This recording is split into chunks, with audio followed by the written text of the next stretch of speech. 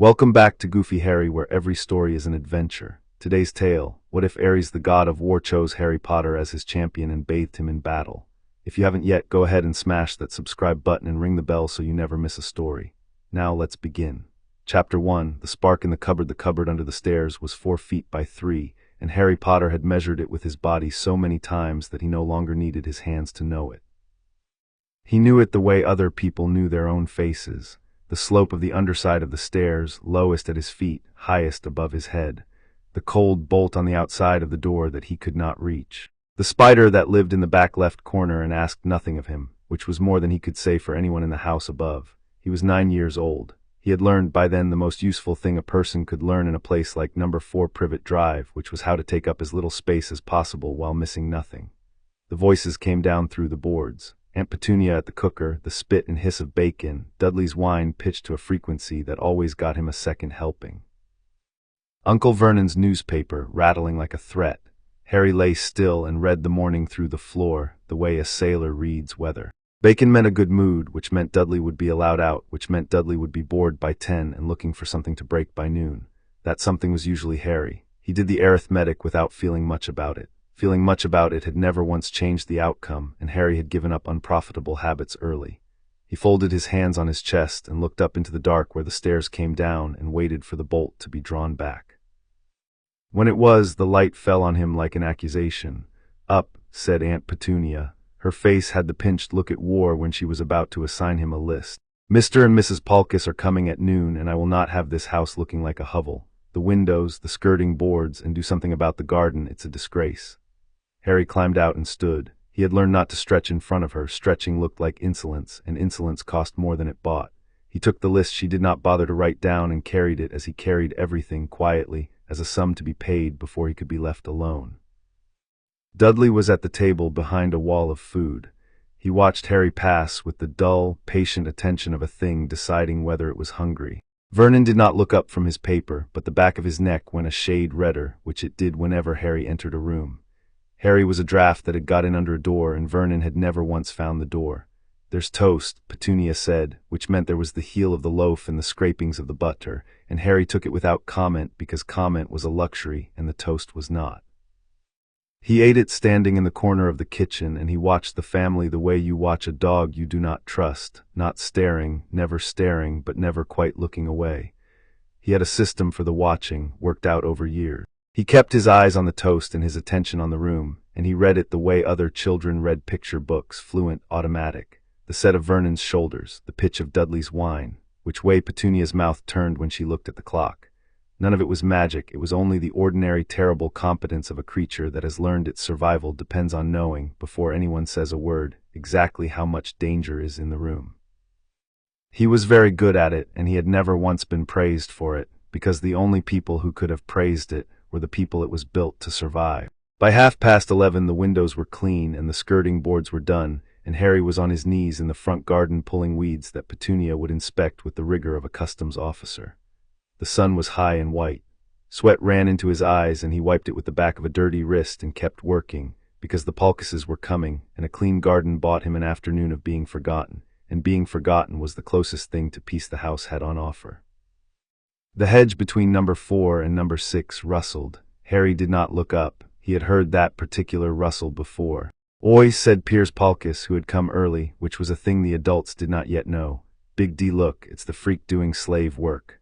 Dudley came round the side of the house with 2 others trailing him, Malcolm and Gordon, who were built like him and stupider, which Harry had not previously believed possible.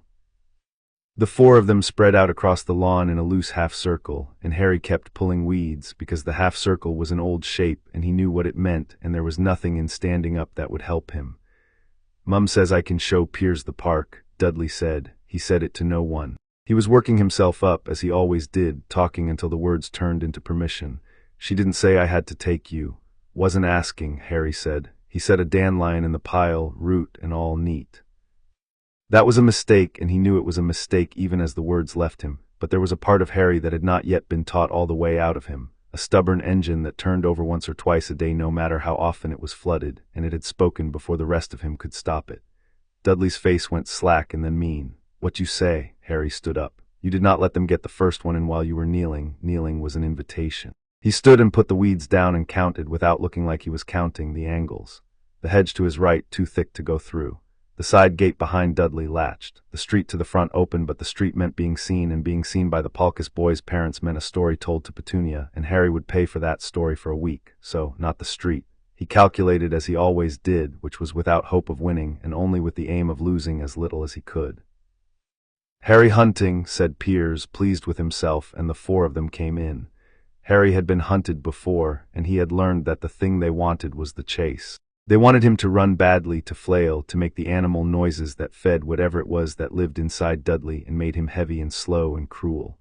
If you ran badly, they ran you down, and it was worse. If you did not run at all, they were confused for half a second, and half a second was sometimes a door. He went left, toward Malcolm, who was the slowest, because the slowest one always overcommits. Malcolm lunged, and Harry was already past the place Malcolm lunged at, around him, the lawn opening up toward the side of the house. Gordon got a fistful of his shirt, and the collar bit into his throat, and Harry let his knees go, dropped his weight straight down so the shirt tore instead of holding, and came up running with the cloth gone at the shoulder and cold air on his collarbone. Then it was the alley between number 4 and number 6, narrow, the bins, the high fence at the end he had gone over before. Behind him, the heavy slap of trainers, and Dudley's breath already ragged, because Dudley could not run and never could, and Piers shouting something, and Harry hit the fence at the end of the alley with both hands and a foot, and went up and over the top of it as he had 100 times. Except this time his hand missed. He felt it miss. The top of the fence was where it had always been, and his hand closed on nothing, on air, and his weight was already committed, and there was a long, ugly second where he was going to come down wrong, onto the concrete in the broken half-brick that he knew was there because he had cut his knee on it the spring before.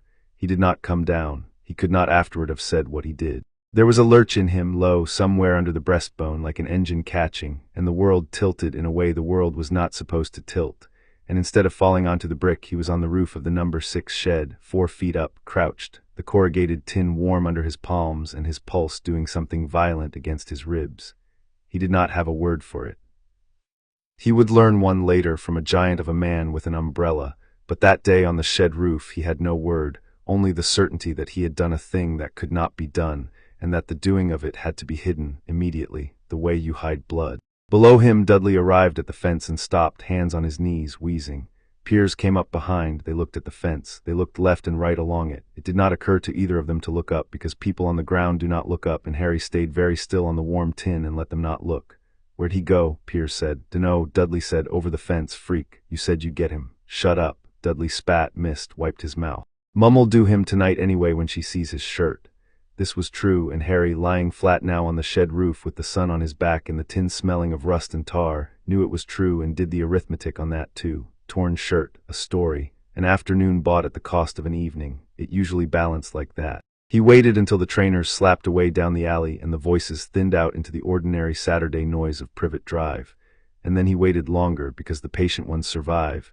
And then he came down off the roof on the far side where no one would see, and he walked the long way home, and he did not think about the fence, because thinking about the fence was a door he had decided not to open. Petunia did the shirt that evening just as Dudley had promised, though she did it her way, which was worse than Dudley's way because it came wrapped in the language of fairness. The Palkases had gone. The house smelled of the good dinner Harry had not been given. Petunia held the torn shirt up between 2 fingers, something dead she had found in the garden. "Do you know what these cost?" Harry did, roughly, because he had heard the figure used against him before. He said nothing because the question was not a question. "Ungrateful," she said. "We take you in, we feed you, we clothe you, and you ruin everything you touch." She let the shirt fall. "No supper, and you'll mend it yourself tonight, and if I see the stitches I'll know you didn't try." Vernon in the doorway filled it the way a stopper fills a drain. He did not say anything for a moment. He liked to let a silence sit on Harry first to see if Harry would crack it, because a boy who spoke first had given you something, and Vernon collected things people gave away without meaning to. Harry had learned not to give. He stood with his hands at his sides and looked at the middle distance, at the awful flowered wallpaper, and he waited. "Cupboard," Vernon said at last, when the silence had not paid him what he wanted, "and we'll have no funny business out of you. No funny business at all." "You hear me?" "Yes," Harry said, because that word cost nothing. The bolt went home behind him with the final sound it always made. Harry sat in the dark with the torn shirt and a needle Petunia had pushed under the door, and he mended the shoulder by small even stitches, because the small even stitches were a kind of stubbornness he was allowed, a thing they could not take because they could not see it. His stomach was empty and loud. He had been hungrier. He folded the shirt when it was done and set it on the pile that was his entire wardrobe, and he lay back and looked up into the dark under the stairs and did not cry, because crying was a thing you did for an audience, and Harry had not had an audience worth the water in years. He thought instead about the fence. He had decided not to, and he thought about it anyway, because the dark was honest in a way the day was not. He had been falling, he had not fallen. The space between those two facts was the only interesting thing that had happened to him in months, and Harry held it in his mind and turned it over, looking for the use in it and finding this time none. He was asleep before he found one. The place he woke into was not the cupboard. He knew that before he opened his eyes because the air was wrong. The cupboard air was close and dusty and smelled of old wood and his own breath. This air was open and it moved, and it carried a smell he had no name for: hot metal and crushed grass, and something underneath both of them that made the back of his throat tighten. An iron smell, a copperpenny smell, the smell of a cut that has been bleeding a while. He opened his eyes. He was standing in a field that went on past where the eye could hold it. The ground was churned black, pocked with shapes he did not at first let himself understand, and then understood anyway, because Harry did not have the habit of looking away from things. There had been a battle here, not a recent one. The field had the worn-down quietness of a wound that has stopped bleeding but has not healed, and over it hung a sky the color of an old bruise, green-black at the edges, lit from no sun he could find. At the center of the field, where the churning was worst, a fire burned in a ring of stones taller than houses. And by the fire sat a man, if it was a man, and Harry knew at once that it was not, because men did not throw shadows in 4 directions at once, and men did not make the ground complain when they shifted their weight. He was huge. That was the first thing, and it kept being the first thing, because the eye could not get past it to the second thing. He sat the way a mountain sits. His skin had the dark sheen of old bronze, and it was scarred everywhere the firelight touched it. Old scars and older ones, a record of harm given and taken, written in a language Harry could not read but could recognize. He wore armor that did not gleam so much as smolder, dull red at the seams, as though it had been forged hot and never fully cooled. His eyes, when they came up and found Harry across the field, were the worst part, because they were not the eyes of a monster. They were interested. The way a coin is interesting to the hand that finds it in the road, turned to see if it is worth keeping or worth nothing. "You don't run," the god said. His voice was not loud. That was the thing Harry would remember. He had expected, in the half-second he had to expect anything, a voice like thunder, a voice that filled the field. Instead it was low and even, and it carried across the churned ground, the ground itself carrying it, every dead thing underfoot passing the words along. The fire bent toward him when he spoke. Harry stood where he was. His instinct, honed in 9 years of reading rooms, told him a great many things at once, and the loudest of them was that running was the answer the god wanted, and that he should therefore not run.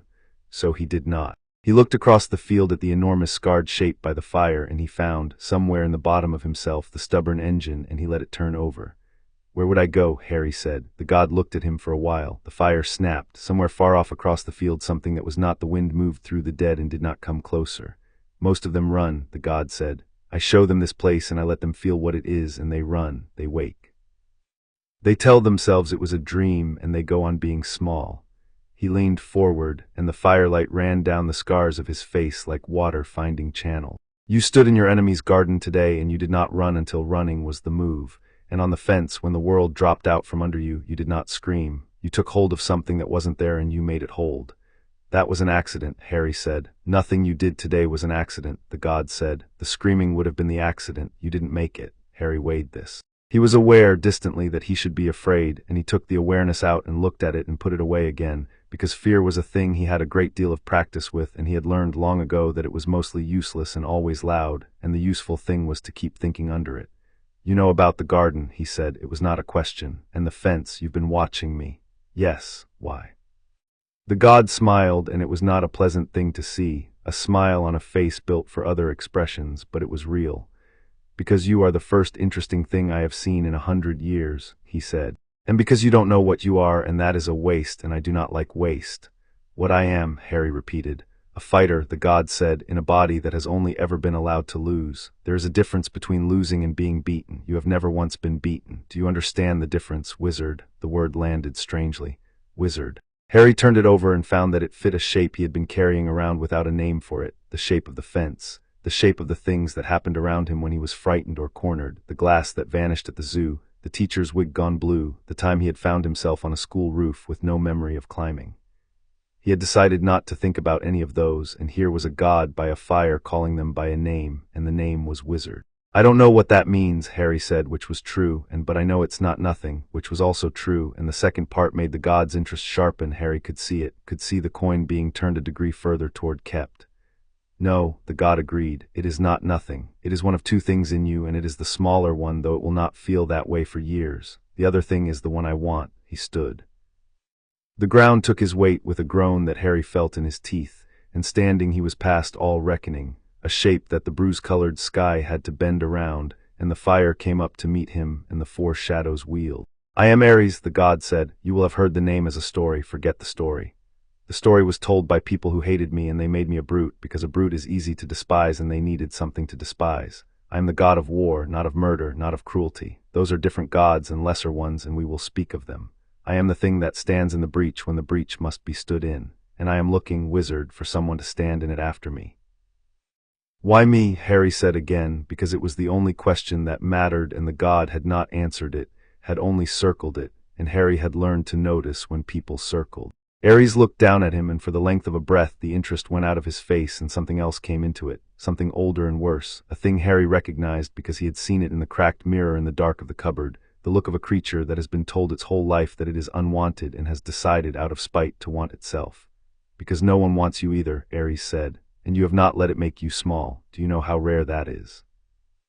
I have walked the field for 10,000 years, and I have seen kings break under less than you carry before breakfast.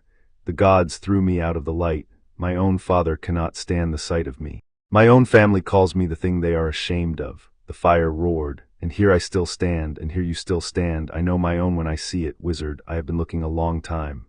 Harry did not say anything. There was a great deal in him that wanted to say something, and most of it was the kind of thing he had learned never to say out loud, because saying it gave people a place to put the knife. But standing in the dead field under the bruised sky with a god who had named the exact shape of the thing Harry carried, he found that the practiced silence had nothing to defend against, because the god was not looking for the soft place. The god had simply named it the way you name a fact. "All right," Harry said at last. "Say I believe you. Say any of this is real and not me starving to death in a cupboard and dreaming it. What do you want from me?" "To test you," Ares said. "Tonight, now, one test. If you fail it the way the small ones fail it, you will wake and forget and go back to losing, and I will look elsewhere, and you will never know what you might have been." He raised one hand, and out of the churned ground at the edge of the firelight a shape pulled itself together, gray and indistinct and then less indistinct, a figure in old armor with an old wound across its throat, a dead thing wearing the memory of a man. It carried a spear. It turned its ruined face toward Harry and waited. "And if you do not fail," Ares said, "we begin." Harry looked at the dead thing with the spear. It was taller than him by 2 heads. It did not breathe because it had no need, and it watched him with the patience of something that had already died once and was therefore not in any hurry. "I don't have a weapon," Harry said. "No," Ares agreed, "you don't, and it has a spear, and it has died already, so you cannot kill it, and it is stronger than you and faster than you, and it will not tire. You cannot win." The fire bent. "I did not say win, I said do not fail. There is a difference, and you of all the small things in the world ought to know it. Stand in the breach, Wizard, show me you know how." And the dead thing came at him. Harry had been hit before. He had been hit by Dudley, who was heavy, and by Vernon, who was cruel, and once by a teacher who had grabbed his arm hard enough to leave a bruise shaped like a hand. He thought he knew what being hit was. He was wrong, and he learned he was wrong in the first second, when the dead thing crossed the distance between them faster than the distance should have allowed and drove the butt of the spear into his ribs, and the whole field went white. He went down. The churned ground was cold, and it smelled of the iron under everything. He could not breathe. There was a part of him, the old reliable part, that said stay down. Staying down is cheaper, because that was the arithmetic of the cupboard, and it was good arithmetic, and it had kept him alive. He got up anyway. He did not decide to. The stubborn engine decided for him, turned over and caught, and he was on his feet again with the white still fading out of his eyes and the dead thing already moving, the spear coming around in a flat arc meant to take his leg. He did the only thing the cupboard had taught him to do, which was to make himself small and quick and to put something between himself and the harm, and the only thing to put between them was the distance, so he gave the distance up. He went in. He went under the arc of the spear instead of away from it, as he had gone under Malcolm's lunge that morning, and the haft passed over his back close enough to stir his hair, and he was inside the dead thing's reach where the spear could not bite. It was not a victory, it was a held breath. The dead thing dropped the spear, because a spear is no use at that range, and closed a gray hand around Harry's throat and lifted him off his feet, and the cold of the hand went into him like water into a drowning man, and Harry, dangling, choking, did the next thing the cupboard had taught him, which was that when you cannot get free you make the holding cost something. He got his thumb into the wound at the dead thing's throat, the old killing wound, and he dug. The dead thing did not feel pain, because it was dead. But it knew the place it had died, the shape of its own ruin, and Harry's thumb in the old wound made the gray hand falter just enough, and Harry got a knee up into the thing's chest and shoved and tore himself loose and fell and rolled and came up with the dropped spear in his hands. He did not know how to use a spear. He knew that you held it with the point toward the thing you were afraid of. He held it that way, both hands, the haft slick under his palms, his ribs screaming where the butt had caught him, and he put his back to the ring of standing stones so the dead thing could only come at him from the front, and he stood. The dead thing considered him. Then it came on, no spear now, only the cold gray strength of it, and Harry braced the butt of the spear against the stone behind him as he had once seen a man brace a fence post, and he angled the point, and he let the dead thing's own weight and speed carry it onto the spear. It did not die, because it was already dead. The point went through it and out the back of it, and the dead thing kept coming, hand over hand up the haft of its own spear toward Harry's throat, and Harry held the spear braced and looked into the ruined face coming at him and did not let go and did not scream, and the cold gray fingers closed an inch from his throat and stopped. Time did a strange thing in that inch. The field went very wide and very slow. Harry could see in the corner of his vision the great ring of standing stones and the fire bending and Ares unmoving by it, and above all of it the bruised sky turning like a slow wheel, and he understood in some part of himself below thought that he was a very small thing holding a very old line in a place that had held lines longer than there had been a Privet Drive or a Britain or a word for either. None of it helped him. None of it was supposed to. The grip in his hands was the whole of the world, and he kept it, and the cold came off the dead thing in waves, and Harry's arms shook and held. They stopped because Ares had raised his hand. The dead thing came apart into gray smoke, and the smoke went down into the churned ground where it had come from, and the spear clattered empty to the dirt, and Harry was alone with his back against the standing stone and his ribs broken or near it, breathing in long ragged pulls, the field very quiet around him. Ares had not moved from the fire. He looked at Harry across the dead ground, and the coin had finished turning. Harry could see it, could see in the scarred bronze face the particular stillness of a creature that has decided. You couldn't win, Ares said. I told you that, and you didn't win. You did the other thing. He came forward and the ground groaned, and he crouched down on his heels so that his ruined, firelit face was nearly level with Harry's, which should have been more frightening and was somehow less. You found the one place the spear could go and you put it there, and when it came up the haft at you, you held. Most men let go. The holding is the whole of it, wizard. The world is full of people who can swing a sword. The breach is held by the ones who do not let go. Harry got his breath under enough control to speak. My ribs, he said, cracked, 2 of them. Ares said it the way you would report the weather. You will feel it for weeks. It will teach you to keep your elbow down. He reached out one enormous hand, and Harry did not flinch back, because flinching was a thing you did when you thought it would help, and Harry had already calculated that it would not. You're a god, Harry said. It came out flat, not odd, a thing being checked against the evidence. There are gods, and one of them watched me clean a front step, and out of everything a god could be doing, he chose that. I have watched emperors die badly and felt less than I felt watching you not scream on a fence, Ares said. Greatness is rare, and it does not announce itself. It is mostly found in the wrong houses, wearing torn shirts, being told it is nothing. The gods who sit in the light have forgotten how to look for it. I never sat in the light. I had nothing better to do than look. He let that settle. You will meet the others in time. You will find that the ones who shine are the ones with the least to teach. Remember that I told you so before you were dazzled. And Ares pressed 2 fingers to the center of Harry's chest, over the breastbone, over the loud and stubborn engine. It burned, not like fire. Like the first cold water on a cut, the kind of cold that is so cold the body reads it as heat, and it went in through the breastbone and down to the engine, and Harry's whole body locked around it. When it passed, and it passed quickly, there was a mark over his heart, a brand the dull red of Ares' armor at the seams, a thing shaped like nothing Harry had a name for, a spear and a circle and a hand all at once, and none of them. That is mine, Ares said. It marks you as mine. No god will touch you now without knowing whose champion they touch, and the ones who hate me will hate you, and there are more of those than I would wish, and they will come. Do you understand what I am giving you? No, Harry said honestly. Good, Ares said, and the smile came back, the real one, the unpleasant one. The ones who say yes are lying, and I do not keep liars. You are mine now, wizard, not the way the one in your house thinks he owns you. He owns your hours. I own the thing he could never reach, the engine, the part of you that got up off the ground tonight when getting up was the stupid thing to do. I will forge it.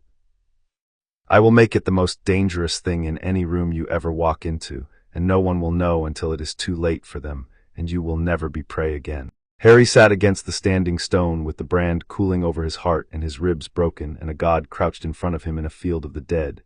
And he found, when he looked for the fear, that it had gone somewhere underneath the thing the god had named, the engine, and the engine was turning over steadily now, warm, and it was the closest thing to being wanted that Harry could remember. There are rules, he said, because there were always rules, and the trick was to learn them before they were used against you.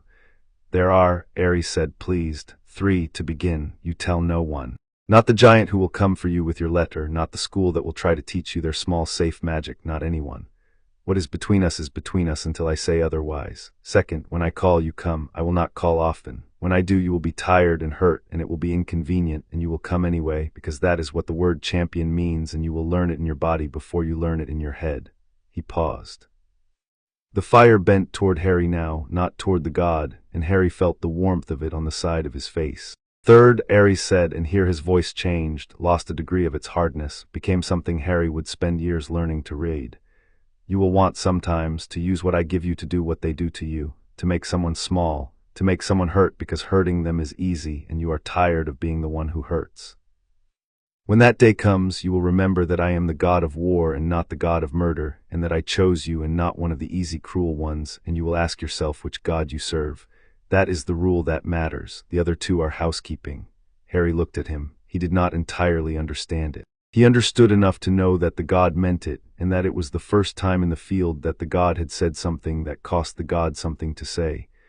Why does that one matter? Harry asked. Ares stood. The ground let him go. He looked down at Harry, and the 4 shadows wheeled, and the bruise-colored sky bent around the shape of him, and for a moment he was not a man crouched by a fire, but the thing he actually was, vast and old and scarred past counting, the breech-holder, the despised one, and his voice when it came was low, and even and carried across the dead field on the backs of the dead. Because I was made the way they say I was made, Ares said. And I have had 10,000 years to learn that they were almost right, and that the almost is the only thing that ever mattered. I will not make another like me. I will make one better. That is what you are for, wizard. Now wake up. Your ribs are cracked, and your uncle will want you for the garden in the morning, and you will go, and you will say nothing, and you will wait for me to call. The field began to come apart at the edges, the dead ground going to dark, the fire pulling in on itself. What do I call you? Harry said, because it seemed important, suddenly, to have something to call him. The god looked back. The last of the firelight was on the scars of his face. You have called me nothing yet, Ares said, and that is correct. Names are earned in both directions. Call me nothing until you mean it. Now wake. Harry woke in the cupboard under the stairs with his ribs on fire and the dark close around him and the spider quiet in its corner. For a long moment he lay still and did the thing he always did with the night, which was to sort the real from the dreamed, because a boy who could not tell them apart would not last, and the cupboard had taught him to be ruthless about it. He waited for the field and the fire and the god to dissolve into the ordinary nonsense of sleep. They did not dissolve. His ribs hurt with a specific, located 2 of them hurt that no dream had ever given him. And when he put his hand flat against his chest, against the breastbone, against the loud stubborn engine, the skin there was warm, warmer than the rest of him, and under his palm he could feel the shape of the brand, the spear and the circle and the hand, all at once and none of them, the dull red weight of a thing that had been given and could not be given back. Above him, the house began to wake. Petunia's tread on the landing, the pipes complaining, Vernon's cough. The ordinary machinery of number 4 Privet Drive starting up around the cupboard where the unwanted thing was kept, and the unwanted thing lay in the dark with a god's mark over its heart and listened to all of it and understood that the machinery had stopped being the whole of the world. The bolt drew back, the light came down. Up, said Petunia, and don't think yesterday's forgotten. You'll do the front step before breakfast, and mind you do it properly. Harry got up. His ribs screamed, and he did not let it show on his face, because not letting it show was a skill he had, and it was, he understood now, a skill that someone had finally noticed. He climbed out of the cupboard and stood in the hall in the gray morning light and looked at his aunt, who could not see the brand, who would never know the brand was there, who owned his hours and nothing else. Yes, Harry said, because the word cost nothing and he had a great deal to save up for. He went and did the front step. He did it properly on his knees with the brush and the cold water, the brand warm against his chest with every reach. Up and down the road the curtains of Privet Drive hung straight and identical, and behind them the ordinary people did their ordinary Sundays, and not one of them would have believed, if Harry had stood in the street and shouted it, that the unwanted thing scrubbing the step at number 4 had been weighed in the dark by a god and not found wanting. Harry did not shout it. Harry had never in his life been believed about anything, and he had stopped expecting it, and there was, he found, a use in that too. A secret was only a weakness if you needed someone to share it. Harry needed nothing of the kind. He had carried worse alone. He thought about the field and the fire and the dead thing on the spear and the 3 rules. He thought about the word the god had used, champion, a word from a different kind of story than the one Harry had been living in. He held it in his mind and turned it over, looking for the use in it. This time he found one. Chapter 1 and Chapter 2. The gods coined the second call came 11 days later, and Harry was ready for it because he had decided to be ready for everything, which was a different thing from being ready, and he knew the difference, but it was what he had. He had spent the 11 days as he spent all his days, doing the work the house set him and giving nothing away, but underneath the work he had run the field over and over in his mind, the dead thing and the spear and the brace against the standing stone, looking for what he had done right and what he had done by accident, because a thing done by accident could not be done again on purpose, and Harry intended to do it again on purpose. His ribs had knit badly and quickly, faster than ribs should, and they ached in cold and in the morning, and he had come to think of the ache as a kind of receipt, proof the field had happened, proof he was owed something for it. When the call came, it did not feel like sleep. He lay down in the cupboard with the house quiet above him, and he closed his eyes, and he was somewhere else between one breath and the next, no falling, no dream grayness, only the cupboard, and then the cold open air and the iron smell and the bruise-colored sky. The field was different this time. The ring of standing stones was gone. In its place a flat plain of cracked black stone ran to a horizon that was too close and too far at once, and the light came from everywhere and nowhere, and there was no fire. Ares stood at the center of the plain with his arms folded, enormous, dull bronze, and arrayed on the stone in front of him were weapons.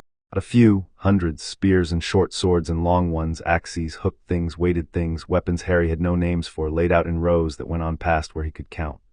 "Pick one," Ares said. Harry looked at the rows. He understood that this was a test and that the test had probably already started, and he made himself slow down and look properly, because the rooms that had taught him to read had also taught him that the first answer was usually the one someone wanted you to give.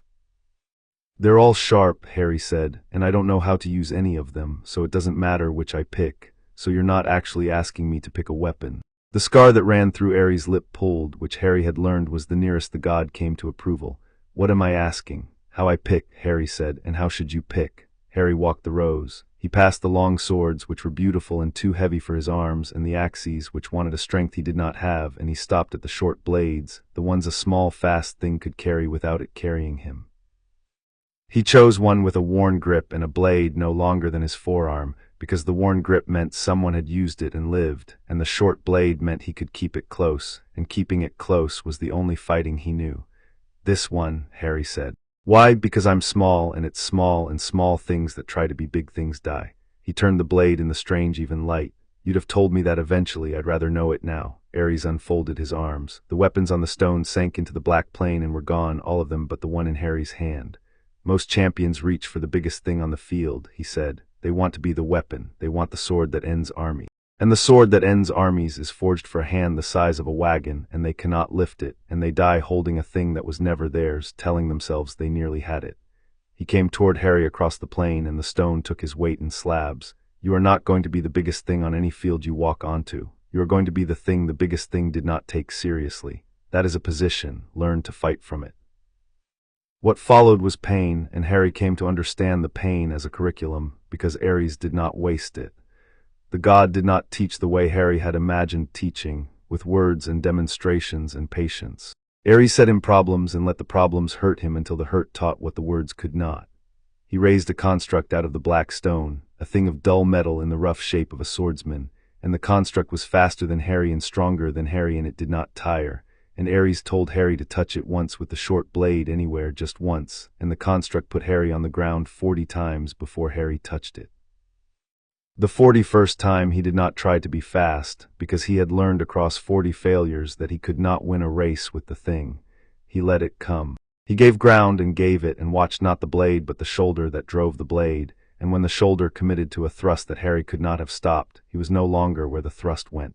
He stepped inside it as he had stepped inside the dead thing's spear, close where speed stopped mattering, and he laid the short blade against the construct's flank. 40, Ares said. 40 what? 40 times I learned what you do when you are losing. A man who is winning teaches me nothing.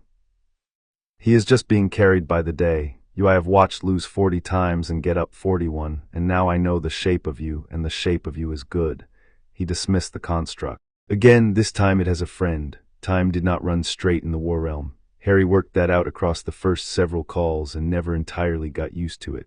An afternoon on the Black Plain could be a single hour gone from the cupboard, or a night on the plain could pass while the house above slept through a few minutes.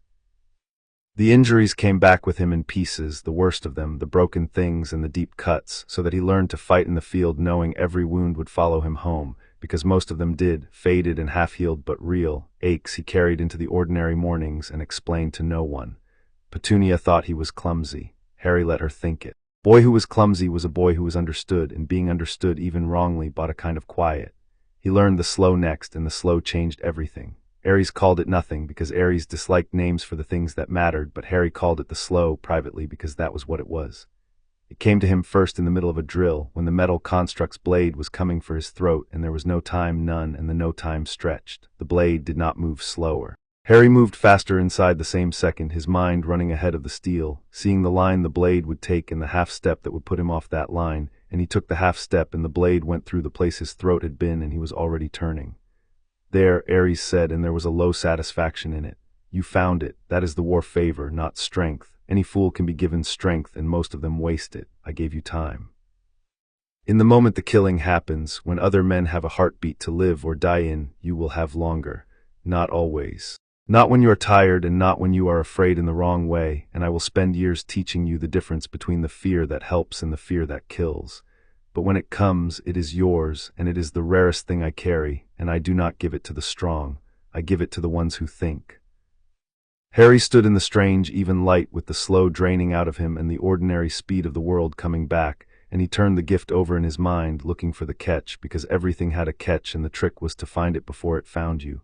What's the cost? He said. Ares looked at him for a while. Ask me that again in a year, he said, and mean it more. But yes, there is a cost, there is always a cost, and the champions who do not ask after it are the ones I bury. You will find it on your own before I have to tell you. That is the kind you are. The gift did not stay in the war realm. Harry had assumed it would, the way the cupboard stayed in the cupboard, a thing that happened in its own place and let you go. It did not. It came home with him in his hands and his eyes and the new economy of his feet, and the first time he understood that it had followed him was in the alley behind the shops on an ordinary Thursday, when Dudley's gang ran him down out of old habit, and Harry discovered that he could no longer be run down by accident. He saw it before it happened, not magic, not the slow, not all the way, just the shape of it, the angles he had once counted on purpose now counting themselves, piers drifting wide to cut the alley mouth, Gordon committing his weight a beat too early, Dudley's reach announcing itself in the set of his shoulders a full second before the hand came. Harry was not where the hand came. He had not decided to move. The training had decided for him, and he stepped off the line of it and let Gordon's lunge carry Gordon into the bins, and stood with his back to the wall and his hands loose, and watched the four of them rearrange themselves around the sudden fact that the freak was not playing his part. He could have hurt them. He understood that with a flat clarity that did not frighten him and should have. He knew where the soft places were now.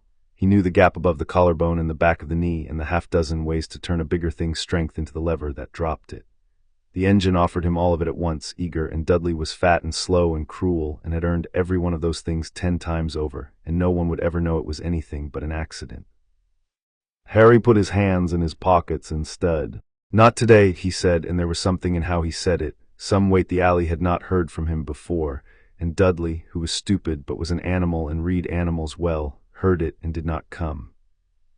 The gang stood in the ruined geometry of their ambush and found no fight in it, and after a while they drifted off, telling each other it had not been worth the bother, and Harry walked home the long way and thought about the soft places he had not touched, and found that not touching them was its own kind of strength, harder than the other kind and entirely his.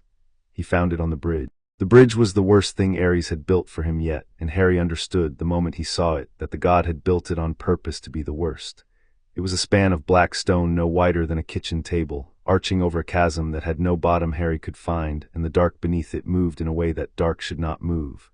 On the far side of the bridge, on the far lip of the chasm, the dead were gathering. Not one dead thing, many.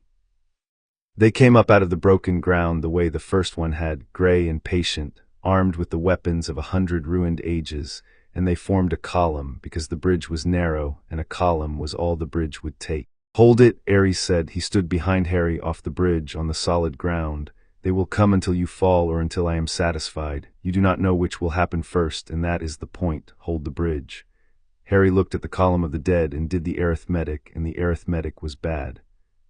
He was 9 or near enough, small and tired and armed with a forearm's length of old steel, and the bridge would let one dead thing come at him at a time, which was the only good news, and the dead things did not tire and did not fear and would come forever, which was all the rest of the news. He stepped onto the bridge.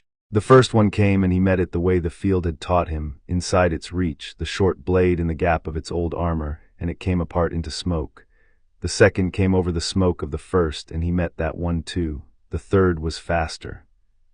The fourth carried a shield, and he could not get inside it, and it drove him back 2 steps along the narrow stone, and the fifth came up behind the fourth, and Harry understood that the column was not 5 things but a river, and that a river did not care how well he fought the first cup of it. The sixth wore the rusted mail of some drowned legion and swung a chain, and the chain did not care about reach or guard. It only wanted to wrap, and it wrapped his forearm, and the dead thing hauled, and Harry went to one knee on the narrow stone with the chasm grinning under him.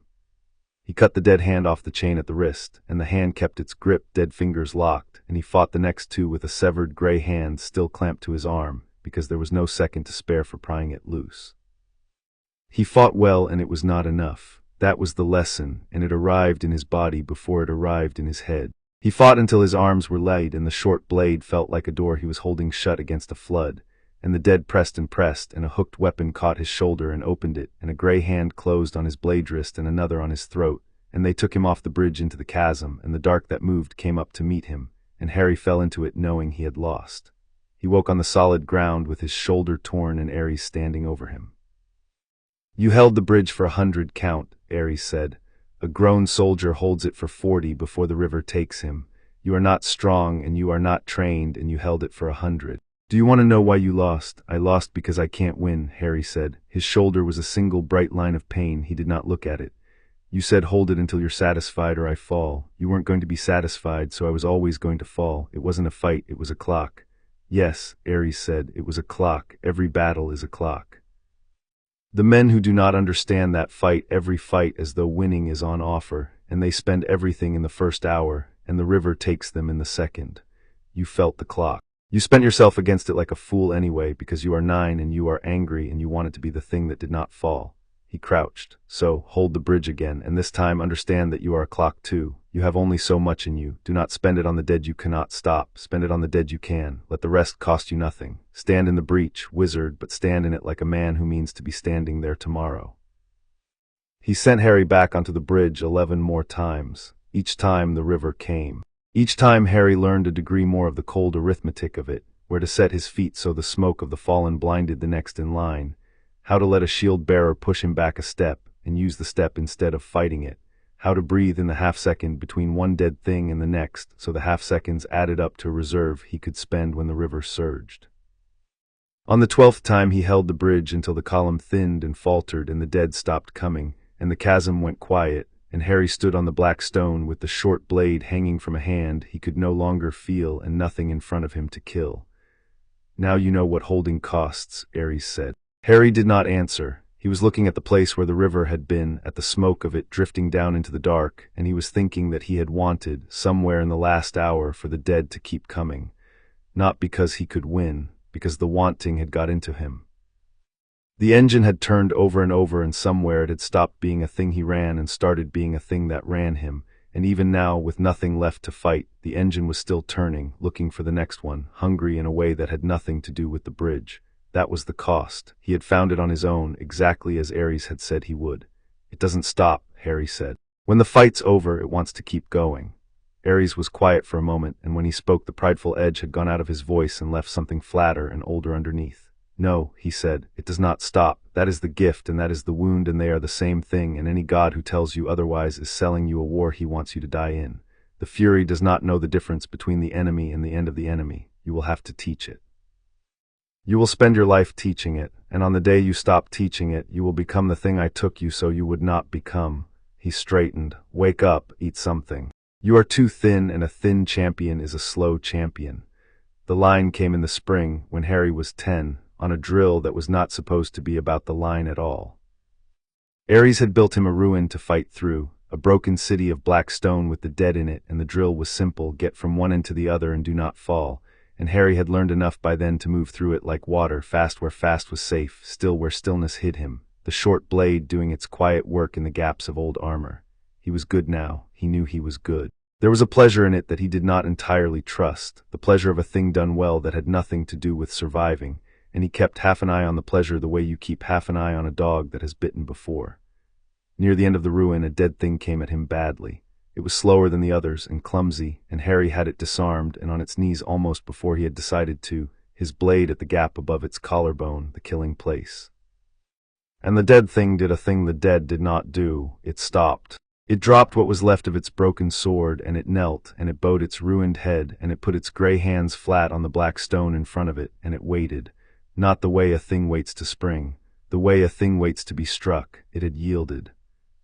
Harry stood over it with the slow still in his blood and the engine still turning, hungry, the killing place an inch from his blade, and every drill he had run told him to finish it and move on, and the engine wanted him to, the engine wanted it badly. He took the blade away. Strike it, Ares said. He had appeared at the edge of the ruin, arms folded, watching. It is dead already. You cannot hurt it. It is a shade I raised for you to cut. Strike it and finish the drill. It quit, Harry said. It is a thing I made out of the floor. It quit, Harry said again. He lowered the blade further. The engine was loud in him now, loud and angry at being stopped, and he stood inside the noise of it and did not move. You told me there's a difference between the god of war and the god of murder. You said you took me instead of the cruel ones. So either that was true or it was something you said to make me say yes. If it was true, I don't kill a thing that stopped fighting. Not because I'm soft, because the second I do, I'm the other thing. I'm Dudley with a sword.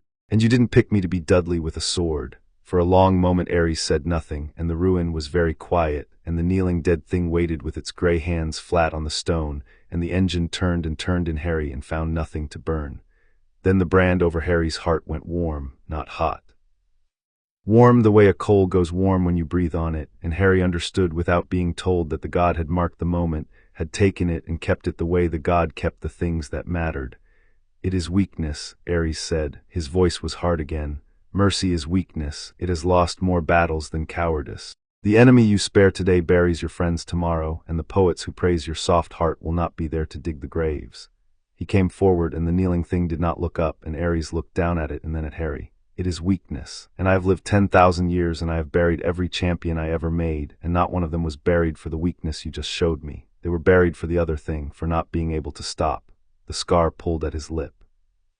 Finish the drill, step over it, leave it kneeling. We will speak of this again, and you will not enjoy it, and you will hold your line anyway, because I think you are the kind that holds. Now move. Harry stepped over the kneeling dead thing and went on through the ruin, and he did not look back, and the engine went quiet behind him by degrees, the way a fire goes quiet when you stop feeding it, and the brand stayed warm against his heart the whole long way to the end. The gray-eyed one came after that, and Harry knew before she spoke that she was different from Ares, because the war realm changed around her arrival the way a room changes when someone important and unkind walks into it. He was resting at the edge of the black plain, drinking water from a skin Ares had given him, when the light went cold and clean, and a smell of old olive wood and old bronze came across the stone, and a woman stood where no one had been standing. She was tall, though not Ares tall, and she wore armor that was nothing like his, polished, exact, every rivet considered, and her eyes were the gray of a knife held up to a window. An owl sat on the broken ground beside her and watched Harry with the same eyes. She did not look at Harry first.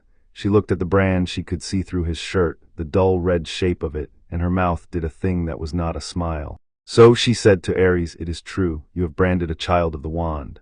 Athena, Ares said. He had not stood when she arrived, and he did not stand now, and the not standing was its own kind of language. You came a long way to look at my business. Your business is the family's business when it cracks the world. She walked a slow circle, and the owl turned its head to keep Harry in its eyes. a wizard Ares, a mortal already bent toward a power the fates never balanced against ours. And you have poured war into him on top of it. Do you understand what you have built? You have built a fault line. You have taken a boy who can already break the rules of his own kind, and you have given him the favor of war, and one day the two powers in him will pull against each other, and the ground between them will open, and it will not be your house that falls into it. It will be his world and ours both. Harry watched the two of them and said nothing, because nothing was the correct thing to say when gods were measuring each other, and because he had learned long ago that the quiet ones in a room of loud ones often heard the thing the loud ones were trying not to say. He heard under Athena's clean, cold logic was that she was not entirely wrong, and that Ares knew she was not entirely wrong, and that the knowing was part of why Ares had folded his arms.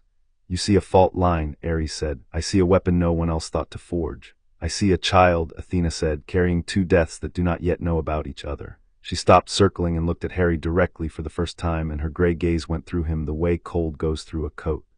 You. Wizard, do you know what you are to him? You are a wager. He has been despised so long he would burn down the order of things for one throw of the dice that proves them wrong about him. You are the dice. When you fall the wrong way, and you will, he will not weep for you. He will reach into the floor and make another. That's a lot of words, Harry said, for telling a kid to be scared of the one good thing that's ever happened to him. The owl's head went still.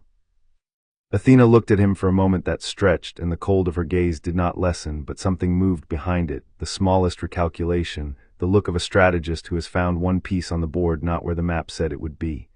It speaks, she said. It does, Ares said, and there was open relish in it now. And it does not flinch, and it does not kneel, and a moment before you came it spared a yielded enemy against my own order because it has decided at 10 years old that there is a kind of killing it will not do. Tell me, sister, in all your strategy, all your careful war, how many of your generals can say the same? Athena did not answer that.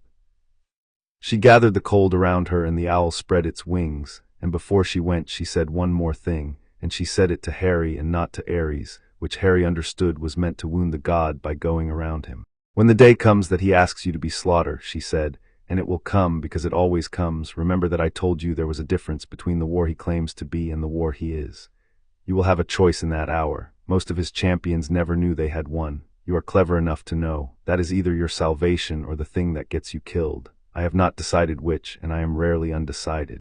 Then the light went ordinary, and the smell of olive wood was gone, and the owl with it, and Harry was alone on the black plain with the god of war, who was watching the place where his sister had stood with an expression Harry could not read and did not try to. She hates me, Harry said. It was not a question. She does not hate you. She hates that I might be right. Ares unfolded his arms at last. But hear the part of her that was not poison, because there was a true thing in it, and a true thing is worth keeping even from an enemy's mouth. There will be a day I ask you for slaughter. I will not mean to. War asks for it through us, and we do not always hear ourselves asking. On that day you will hold the line you held tonight in the ruin, and you will hold it against me, and it will be the hardest thing I ever made you do, and it is the only reason I chose you. He turned away. Go home. You have a birthday coming, and after it the wand people will find you, and the narrow life you have built is about to end, and a larger and worse one is about to begin. You are ready for none of it. No one ever is. Wake up. The letters started on a Tuesday, and Harry, who had spent 2 years learning to read the weather of a house, knew within an hour that the letters were a storm Vernon could not close the windows against. He knew because the first letter was addressed to the cupboard, not to the house. To him, by the place where he slept, in green ink in a hand that knew exactly where the unwanted thing was kept, and Harry held it for the length of a heartbeat before Vernon tore it from his hands, and in that heartbeat he thought of green ink and a god's red brand, and understood that he was a person the unseen world had decided to write to, from more than one direction at once. Vernon burned the first letter and the second. He nailed the slot shut, and the letters came under the door.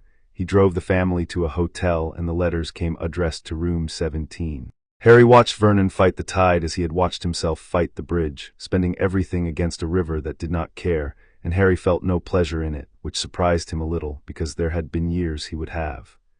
He had learned on the bridge what it looked like when a man fought a clock he could not beat and would not admit it, and there was nothing in Vernon's red flailing he wanted to be near.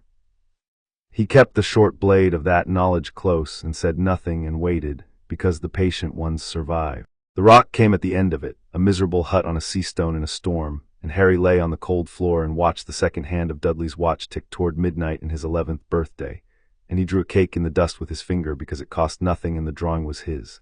And at midnight there was a knock that shook the door on its hinges, and then another, and then the door came off entirely and the storm came in, and behind the storm came the largest human being Harry had ever seen. Not a god. Harry knew the weight of a god in a room now, and this was not that. This was a man the size of a small barn, with a tangle of black beard and kind eyes set deep in it, and an umbrella, and a manner that filled the hut more gently than his shoulders did. He looked at Dudley and called him Harry. He looked at Harry and his face changed, went soft and strange and full of something Harry had no practice receiving. "And here's Harry," the giant said, as though Harry's name were a good thing, a thing you'd be glad to find. "Last time I saw you, you was only a baby. Ya look a lot like your dad, but ye have got your mum's eyes." Harry sat up on the cold floor with a god's brand under his shirt and 2 years of the war realm in his arms, and looked at the enormous gentle stranger who had said his name like it was something other than a sentence, and he found that he did not know what to do with his face. The room had no map for this. He had been hated by experts and weighed by a god and measured by a goddess, and none of it had readied him for a giant in a storm saying he had his mother's eyes. "You knew my parents," Harry said. He kept his voice level. Level was a skill, and he had it. Course I knew, The giant lowered himself onto a bench that complained under him and set about, of all things, making tea, conjuring sausages out of the cold air with a pink umbrella while Vernon shouted, and a wand came out and a tail grew where a tail had no business growing, and Harry watched all of it, the casual impossible magic, the warmth of it, the way it asked nothing of him and gave anyway, and he understood that this too was a kind of power. And that he had been trained by a god who knew everything about one kind of power and perhaps nothing at all about this one. Later, when the sausages were gone and Vernon had retreated into a corner with Petunia and Dudley in his fury, the giant, whose name was Hagrid, leaned toward Harry across the dying fire and told him what he was. "You're a wizard, Harry." And Harry, who had been told this 2 years before by a god in a field of the dead, who had carried the word in his chest like a coin all that time, looked at the kind, enormous stranger and at the green-inked letter that called him by the place where he slept, and did the only thing the moment allowed, which was to let his face do what an ordinary 11-year-old's face would do, surprise and doubt and a flicker of something that might have been hope, because the rules said tell no one, and the rules were the gods. And Harry had learned in the war realm exactly how much a held line was worth. "I'm a what?" he said. The brand lay warm and quiet against his heart, hidden under a too-large shirt, and Hagrid talked of Hogwarts and of a school and of a world that had been waiting for Harry under the surface of the world he knew. And Harry listened with half of himself and held the line with the other half, the war half, the half no letter had been written to and no giant had come for, and somewhere very far off, on a black plain under a bruise-colored sky. Harry thought he felt a god take note that the two halves of his champion had finally, after 11 careful years, been put in the same room. Outside the storm broke up and the first gray light came over the sea, and Harry gathered the few things that were his and went out to meet the world that wanted him, carrying the one it had given him in secret and not telling anyone and missing nothing. The wand shop was the last stop and the one Harry remembered after the rest had blurred, because it was the only place in the whole bright, impossible morning where the two halves of him came close enough to touch. It was a narrow shop, dim, full of slender boxes stacked to a ceiling lost in shadow, and the air in it had the held quality of a place where something was always being decided. Ollivander, who kept the shop, had eyes the pale silver of moons, and he looked at Harry the way Athena had looked at him, which was to say he looked at the brand he could not possibly see and seemed for a passing moment to see it anyway. "Curious," Ollivander said, and Harry went still inside because that was a word people said before they noticed too much, but the wandmaker was not looking at his chest. He was looking at the air around him, the set of him, with a craftsman's narrow attention. "You hold yourself like a much older customer, Mr. Potter. Most who stand where you stand cannot keep their hands from the boxes. You keep yours at your sides and you watch the door. Someone taught you that, the school does not teach that." "I watch a lot of doors," Harry said. Ollivander measured him in a dozen places with a tape that moved on its own, and then he began the long business of the boxes. Wand after wand pressed into Harry's hand and snatched back before Harry had closed his fingers. Wrong, wrong, all wrong. The pile of rejects growing on the counter while the wandmaker grew, by contrast, happier, because a difficult match was the only kind that interested him. And each time a wand touched Harry's hand, the brand over his heart gave the faintest pull, low and wary, like a guard dog lifting its head at a sound it did not yet trust, and Harry understood that the war favor in him was watching the wand magic the way a swordsman watches a stranger's hands. Then Ollivander went very still and reached without looking to a box near the back, and drew out a wand of holly, 11 inches, and the moment it was in Harry's hand the brand and the wand both came awake at once. Warmth ran up his arm from the wand and warmth answered it from his heart, the red war warmth and the new wand warmth meeting somewhere in the middle of his chest, two powers taking each other's measure under his skin, and a wind that had no source stirred the slender boxes and a few red and gold sparks fell from the wand's tip and died on the dusty floor. Curious, Ollivander said again, softer. Very curious. You keep saying that, Harry said. What's curious? The wandmaker wrapped the holly wand in brown paper and tied it with a care that the brisk price did not account for, and when he passed it across the counter, his moon eyes held Harry's a beat too long. It is only, he said, that the wand chooses the wizard, Mr. Potter, and the wand has never in my long memory had to share the room. I do not know what else has chosen you. I am not certain you should tell me. He let go of the parcel. But it has made room. That is rare. Two powers in one vessel will more often tear the vessel apart than agree to share it. Yours have agreed, for now. A pause. Do try, Mr. Potter, to be worth the agreement. Harry took the wand out into the loud, bright street where Hagrid waited with an owl in a cage and a smile under his beard. And he held the holly in one hand and felt the brand quiet against his heart, the two of them in him at last, neither one swallowing the other, and far away, on a black plain under a bruise-colored sky, he was almost certain he felt the god of war smile at the news that his champion had been handed his second weapon and had not let go of the first. Chapter 2 and Chapter 3. Two kinds of fire. Hogwarts was the loudest quiet place Harry had ever lived in, and the loudest part of it was the part no one else could hear. The castle was thin. He understood that within a week, and he understood it as he understood weather in his skin before his head caught up.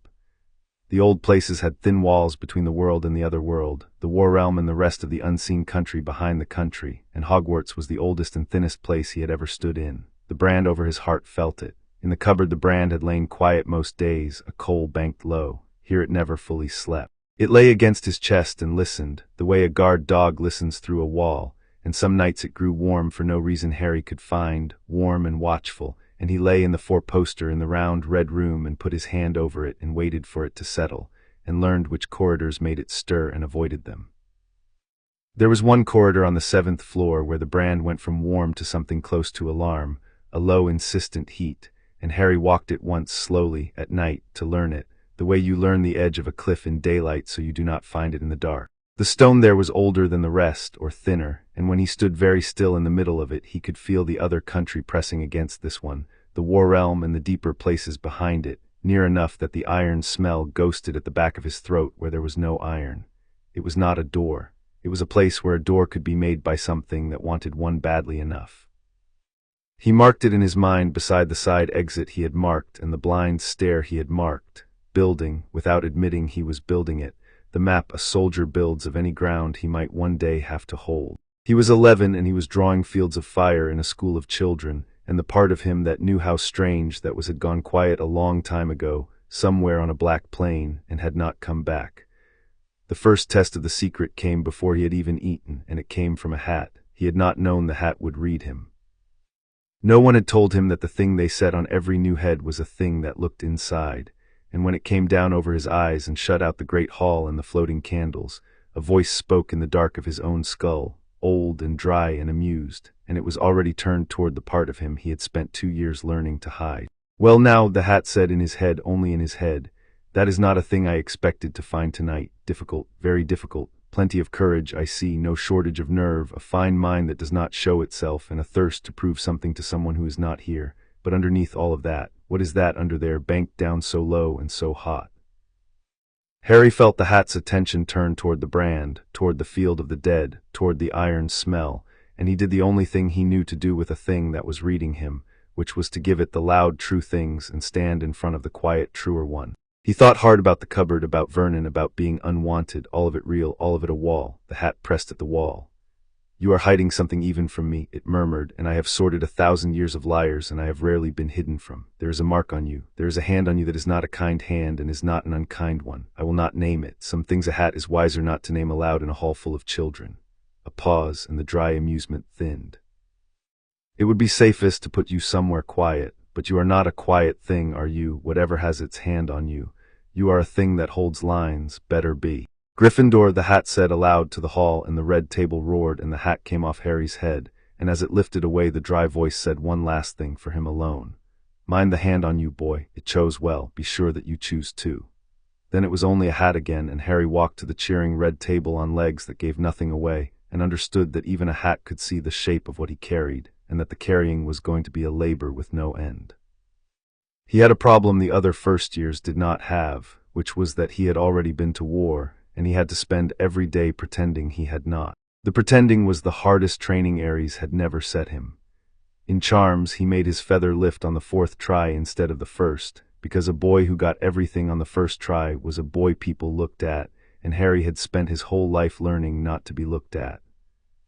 In the practice yards where the older students sometimes dueled for sport, he kept his feet wrong on purpose, planted them flat and graceless, because his feet wanted to move in the economy the black plane had taught them, and the economy would have given him away in a heartbeat. He let himself be ordinary. He let himself be slow. It cost him something he had not expected it to cost, this daily small surrender of the one thing he was certain he was good at, and the cost surprised him, and he paid it, because the rule was tell no one, and Harry had learned in the war realm exactly what a held line was worth. He made 2 friends, which was 2 more than he had planned on.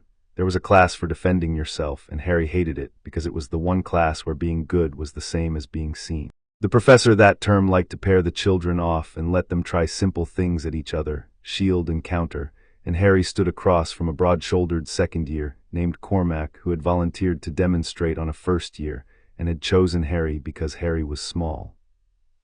Cormac came in fast and clumsy, a jab of red light meant to sting and humiliate, and every part of Harry that the black plane had built screamed the answer, the half-step and the slope and the close inside reach where the older boy's size would become a liability, and the whole yard would learn in 1 second exactly what Harry was. The answer was right there. It was easy. It was the easiest thing in the world. Harry took the hit instead. He let the red light catch him in the shoulder and spin him down onto the mat, and he made it look like surprise, and he got up rubbing the spot and grinning the rueful grin of a boy who had been beaten fairly by a bigger boy, and the yard laughed good-natured, and Cormac swelled and offered a patronizing hand, and Harry took it and let himself be hauled up and said something self-deprecating that made the laugh land softer, and the whole time the engine turned in him quietly and he held it. Because losing on purpose in front of a laughing crowd was a discipline Aries had never set him, and was harder than any drill. It cost him a bruise and a piece of his pride, and he counted both as cheap, because the thing they bought was that no one in the yard looked at him twice after, and not being looked at twice was the only armor that worked at school. The first was a red-haired boy named Ron, who was loyal and loud and frightened of spiders, and had never once in his life been hungry the way Harry had been hungry, and who liked Harry without wanting anything from him, which was a thing Harry had not known people did. The second was a girl named Hermione, who knew everything and could not help saying so, and who watched Harry sometimes with a small frown that meant she had noticed an inconsistency and had not yet decided what it was. Harry was careful around the frown. He liked her, which made the carefulness harder.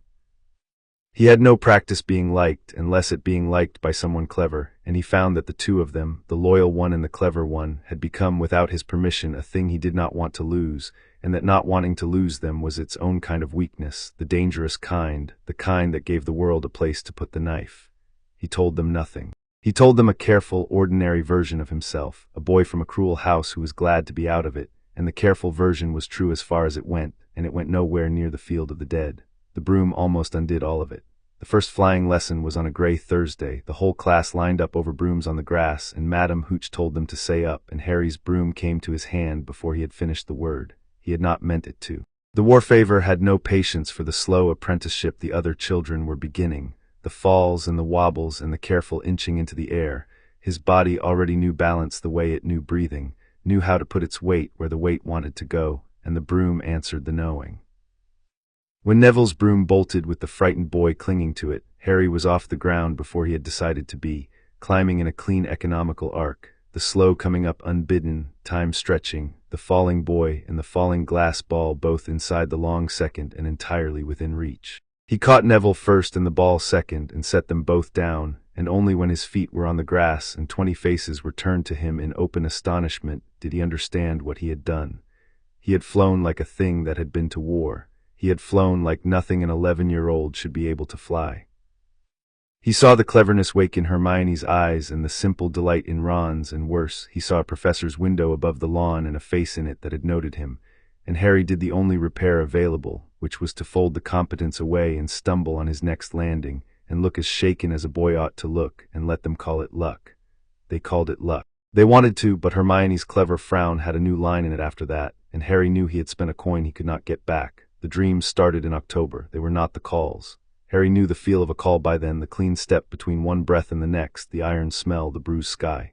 These were different. These came at him sideways in the ordinary grayness of ordinary sleep, and they did not take him anywhere. They brought something to him instead. The first one was only a voice, a young voice, light and pleased, speaking out of the dark behind his eyes. "There you are," it said, "Father's little wizard. We have been trying to find what he hid, and here you are hiding it so badly. You shine, you know, to the right eyes. You shine like a wound in the dark." Harry did not answer it. You did not answer a voice that wanted answering. He waited, and the dark behind his eyes resolved a degree, and there were two of them now, two shapes that were almost young men and were not, standing too close together at the edge of his sleep. One was lean and smiling, with eyes that moved too much. The other was broad and still, with a face that did not finish, that slid out of focus whenever Harry tried to hold it, and the sliding was the worst thing about it, worse than a monster's face would have been, because a face you cannot hold is a face your own mind keeps trying to fill. "I am Deimos," said the lean smiling one, "and this is my brother Phobos, and we are the sons of the god who owns you, and we have come to find out if you are worth what he paid." "He says you do not break," said Phobos, the broad still one, and his voice came from a place lower than sound. "Everyone breaks. We only have to find the seam. We are very good at finding the seam. It is the only thing we do, and we have done it to better than you for longer than your country has had a name." Harry woke in the red room with the brand hot against his heart and Ron snoring 3 beds down in the ordinary dark of the dormitory around him, and he lay still and took the dream out and looked at it as he looked at everything and put it out of reach, and did not sleep again that night and said nothing in the morning. They came back. That was their method, Harry worked out across the weeks. They did not strike, they visited. They came in the gray hour and showed him things, small things, precise things, fitted to him like a key to a lock. They showed him the cupboard. They showed him Vernon's face going red and the bolt sliding home. They showed him Ron turning away with disgust once he learned what Harry really was, and Hermione's clever frown resolving at last into the understanding that Harry was a thing to be afraid of, and they showed him these with a craftsman's care, because Phobos and Deimos did not invent fears, they only found the true ones and turned them in the light until they cut. "You are afraid of going back," Deimos said, pleased, one gray morning. "Not of the cupboard, of the child you were in it. You think if you are not careful you will be him again, the one who took it and did nothing. That is a good one. We will use that one, and you are afraid of the other thing," Phobos said from his lower-than-sound place. "The engine. You are afraid that one day it does not stop and you become father, hated and alone and pretending the hate does not touch you. You are afraid of both ends of yourself, little wizard, the frightened boy and the furious god. We will stand you between them and push, and we will watch which way you fall, and we do not care which, because both of them are ours." They grew bolder as the weeks went down toward winter. One gray morning they did not show him the cupboard or his friends turning away. They showed him a battlefield, an enormous one, mud and the iron smell and bodies to the horizon, and in the middle of it a figure standing alone with a blade, and the figure was Harry grown, and the dead around him were not all enemies, and the figure was not stopping, and his face was a face Harry knew because he had seen it in a cracked mirror, the face of a thing that has decided to want itself out of spite and has run out of anything else to want. "That is the other end," Deimos said softly, almost tenderly, the showman proud of his finest piece. "Not the cupboard boy, the one father is making whether he means to or not. Look how alone he is, look how good at it. You will tell yourself every morning that you are holding the engine on its leash, and every morning the leash will be a little longer, and one day you will look up and you will be that, and the worst part, little wizard, the part we like best, is that you will not remember choosing it. It will simply have happened, one spared shade and one necessary killing at a time, until necessary is all there is." Harry looked at the figure in the mud for a long moment. Then he did a thing the two of them did not expect, which was that he walked toward it in the dream across the mud, and he looked the grown, furious thing in its face, and he said to it, not to them, "Then I'll remember for you. Every time, that's the job." And the battlefield came apart because a fear you walk toward stops being a fear and starts being a plan, and Phobos's not finished face slid and frowned, the first time Harry had given it anything but patience, and he woke grayer than ever but with the plan intact. Harry let them talk. He had learned, in a house full of people who told him what he was, that the trick with a thing that names your fears is not to argue, because arguing tells it which names landed. He gave them nothing to read. He took what they showed him and he set it down beside the field of the dead and the bridge and the kneeling shade he had spared, and he found that the things he had actually done weighed more than the things they showed him he might become, and he held to the done things, and he did not break, and the not breaking was a labor that left him gray and slow in the mornings, and unable to explain it to the two people who had started, gently, to worry. "You look terrible," Hermione said in the library, not unkindly, the clever frown out in full. "You're not sleeping, and you flinch when the door opens, which you didn't used to do. You used to just look at it. Harry, is someone hurting you?" "No," Harry said, which was true. No one was hurting him. He was being shown, which was different and worse, and not a thing he could put in a sentence she would believe. "You'd tell me," she said, "if someone was." "I'd handle it," Harry said, which was the truest thing he had said to her, and she heard the difference between his answer and her question and did not like it and let it go, and watched him after that with a worry he could not undo and did not deserve. The call came the night the worry and the fear and the thin castle all arrived at the same hour. It was not Ares who pulled him this time. It was the brand, waking him out of a thin gray dream of Deimos's smiling mouth, waking him hot and urgent, a coal blown to flame, and Harry sat up in the dark of the dormitory and knew, as he knew weather, that something had come through. He went to the window. The grounds lay under a thin moon, the lawn silver and the forest a black wall at the edge of it, and out on the silver, halfway between the trees and the castle, something moved that did not belong to either. It was long and low and wrong. At first he took it for a hound, a great hunting dog, and then it crossed a band of moonlight, and the moonlight ran off it like water off oil, and he saw that it was made of the iron and copper smell he knew from the field, given a shape, a thing of dull dark metal and ragged darkness with too many joints in its legs and a head that was mostly jaw. It moved across the lawn with a scavenger's patience, casting back and forth, and Harry understood with a cold drop in his stomach that it was casting for the scent of war favor, that it had come through the thin place following the shine the brand threw, and that the shine led here to this window, to the round red room full of sleeping children who had never been to war and did not deserve to meet the thing that had come for the one who had. A Keres, Ares would tell him later. A death scavenger. They follow the smell of slaughter to feed on what the slaughter leaves, and you, wizard, smell to them like a feast that has not started yet. Harry did not wait to be told. He took the holly wand from under his pillow, and he went down through the sleeping castle in his bare feet, fast and silent, his feet finding at last the economy he had spent 2 months hiding, and he let them, because there was no one awake to see and a great deal to lose. He went out a side door he had marked weeks ago for exactly this kind of need, without quite admitting to himself that was why he had marked it, and onto the cold wet lawn under the thin moon, alone, between the thing and the children, which was the only place that mattered. "Hey," Harry said. The Keres stopped casting. Its jaw came around. It had no eyes that he could find, and it fixed on him entirely, and it made a sound that was not a growl, a low grinding that he felt in the brand more than heard in his ears, the sound of a thing recognizing the feast it had come for. Then it came at him across the silver lawn, fast, faster than the construct, low to the ground and silent but for the grind, and Harry let the slow come up in him and the world stretched and he had time, a little time, the rarest thing the god carried, and he spent it well. He did not try to meet the charge. He had learned on the bridge what meeting a charge cost. He went off the line at the last instant and put a stunning spell into the side of the thing's head as it passed, the holly wand bucking in his hand, red light, and the spell hit and skidded off the old dark and did nothing at all, because the thing was not flesh and the school's small safe magic was not made for it. The Keres turned in its own length and came again, and Harry understood in the turning that the wand alone would not do this, that he had brought a wizard's tool to a war realm fight, and that he was going to have to be both halves of himself at once, or he was going to die on the lawn, and the thing would go on into the castle and feed. So he was both halves at once. He stopped fighting the way the school taught and started fighting the way the field had taught, the wand an extension of the war economy, now instead of a thing apart from it, and the two powers in him stopped taking each other's measure and got to work. He put a shield charm not in front of himself but at an angle, a slope, and the Keres hit the slope and was turned by it the way water is turned by a well-set stone, and in the half-second the turning bought him he was already moving to the place the thing would be, the way the bridge had taught him to be where the river went. He had no blade, he made one. He did not know he could until he did it, a thing the war favor wanted and the wand could shape, hard red light drawn out long and narrow from the holly tip, not a spell from any book, a weapon, and he put the weapon into the one place a scavenger of the dead could be hurt, the seam where its ragged darkness met its dull metal, the old wound that every made thing carried somewhere if you knew to look.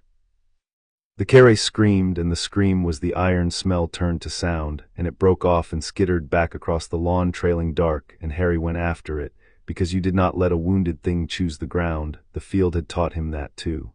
It did not flee straight. It was clever in the way scavengers are clever, and it broke not away from him but toward the castle, toward the lit windows and the soft sleeping feast behind them, gambling that he would have to choose between catching it and letting it past. Harry did not let it be a choice. He spent the slow before he could afford to, a long burning draw of it, and got ahead of the thing instead of behind it, between the carrice and the doors, and met its lunge with a slope of shield light angled, so its own speed flung it sideways into the cold stone of the wall. It hit hard enough to crack the dressed stone. It came off the wall already turning, relentless, and for 3 grinding heartbeats they fought in the narrow strip between the castle and the lawn, the thing trying for the doors and Harry refusing it the doors, giving ground everywhere except the one place he would not give it, the way the bridge had taught him. Let the rest cost you nothing, spend yourself only on the step that mattered.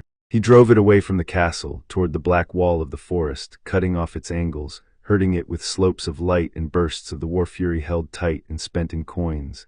And the engine in him was singing now, loud, glad, and he kept half an eye on the gladness the way you keep half an eye on a dog that has bitten.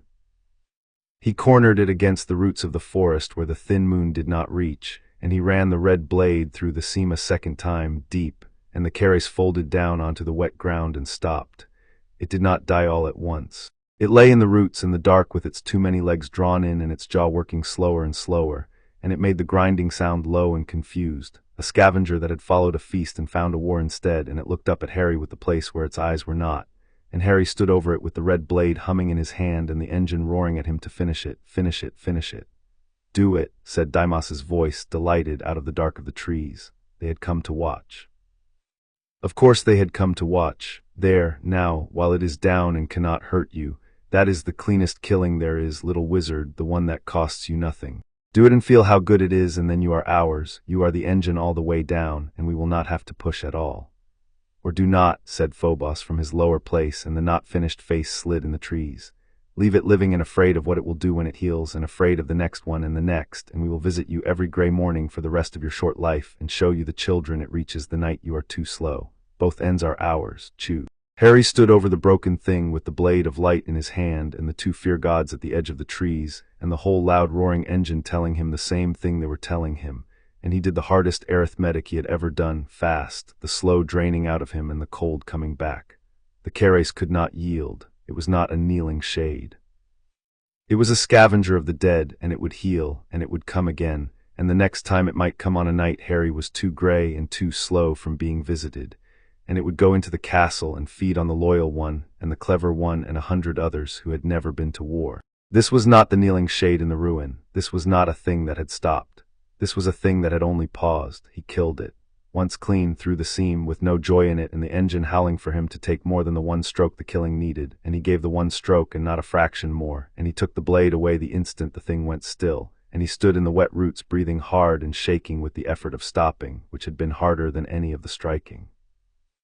That's the difference, Harry said to the trees, to the 2 who watched. I'll kill a thing that won't stop. I won't kill a thing that has. He let the red blade die out of the wand. You wanted me to feel how good the easy one is. It wasn't easy. None of it was easy. You picked the wrong seam. The 2 shapes in the trees were quiet for a moment. Then Dimos laughed, light and unbothered, and the laugh moved away through the dark, and Phobos's nut face slid out of the moonlight last of all, and his lower-than-sound voice came one final time across the lawn. He is more interesting than we were told, Phobos said. Father will be insufferable. We will be back, wizard. The seam is always there. We only have to be patient, and we have nothing but time. Then the trees were only trees, and Harry was alone on the dark grass with a dead scavenger and a wand that smelled of war, and the cold wet of the lawn coming up through his bare feet at last, and the castle behind him full of sleeping children who would never know how close the iron smell had come. There was a moment 3 days after when the carrying nearly broke open in front of her. Hermione found the wound. He had hidden it well, a long shallow tear along his forearm where the carace's jaw had caught him before he made the blade, and he had bound it with a strip of shirt and a charm out of one of her own borrowed books, and it was healing wrong because War Realm wounds healed wrong, slow and stubborn. And in the library she saw the edge of the binding under his sleeve, and her hand was on his wrist before he could pull it back. That's not a scrape, she said low, the clever frown gone past frowning into something with fear under it. Harry, that's a cut, a long one, and it's not healing, and you flew like that, and you watch the doors, and you lie to me about sleeping. I'm not stupid. I'm the opposite of stupid. Something is happening to you, and you are carrying it alone, and that is the worst possible way to carry anything. I've read about it. People who carry things alone, it doesn't end. Hermione. He did not pull his wrist away, because pulling away would have told her more than the wound did. He let her hold it, and he looked at her, the clever, frightened girl who had become, without his permission, a thing he did not want to lose, and he told her the only true thing he could afford. Some of it I can't tell you, not because I don't trust you. Because telling you puts it on you, and it's heavy, and it's mine to carry, and the one thing I won't do is hand it to someone. He stopped. He did not have the word, or he had it and would not spend it. I'm handling it. I know how to handle things. It's the thing I'm best at. Let me be best at it. She held his wrist a moment longer, and then she let it go, and she did not look satisfied because she was too clever to be satisfied, but she looked, for the first time, as though she had decided to trust the one thing he had given her, which was that he knew how to carry. All right, she said, but I'm watching. And the day it's too heavy, you tell me, and I won't say I told you so, I'll just help. That's the deal. It was not a deal he had offered. He took it anyway because there was a use in it he did not examine too closely, and because a held line was lighter very slightly, for being witnessed even at one remove. Ares was waiting in the dark by the forest's edge, and Harry had not heard him arrive, which meant the god had wanted to watch unannounced, which meant the test had been larger than the carace. He was not pleased. Harry could read that much in the set of the enormous bronze shoulders, in the scar pulling wrong at his lip. The god looked at the dead thing in the roots, and at the holly wand in Harry's hand, and at the red still bleeding off the wand's tip, and when he spoke his voice was low and hard and carried no further than the two of them. You made a blade out of the wand power and the war favor together, Ares said. I did not teach you that. No one taught you that. The careful wizards who wrote your school's books would faint to see it, and my sister will have felt it from across the sea, a wizard bending war magic into a shape that was never balanced against the gods. He came closer, and the ground complained. It was good work. It was the best work you have done. And you did the other thing again at the end. You held the engine on a stroke it wanted to take 10 times. Tell me why I should not be furious that my champion fights a death scavenger to a standstill and then spends the last of his strength refusing to enjoy it. Because if I'd enjoyed it, I'd be no use to you, Harry said. He was too tired to manage it gently. You didn't pick the cruel ones, you said so. You picked me because I'd hold a line against you one day. Well, this was practice. The Fury wanted 10 strokes, I gave it 1. That's the whole job, isn't it? That's the thing you couldn't find in 10,000 years of champions, so be furious if you want. I did it right, and you know I did it right. For a moment the god said nothing, and the dark by the forest held the two of them and the dead thing in the cold, and the brand over Harry's heart pulsed once, warm, the mark of a moment kept.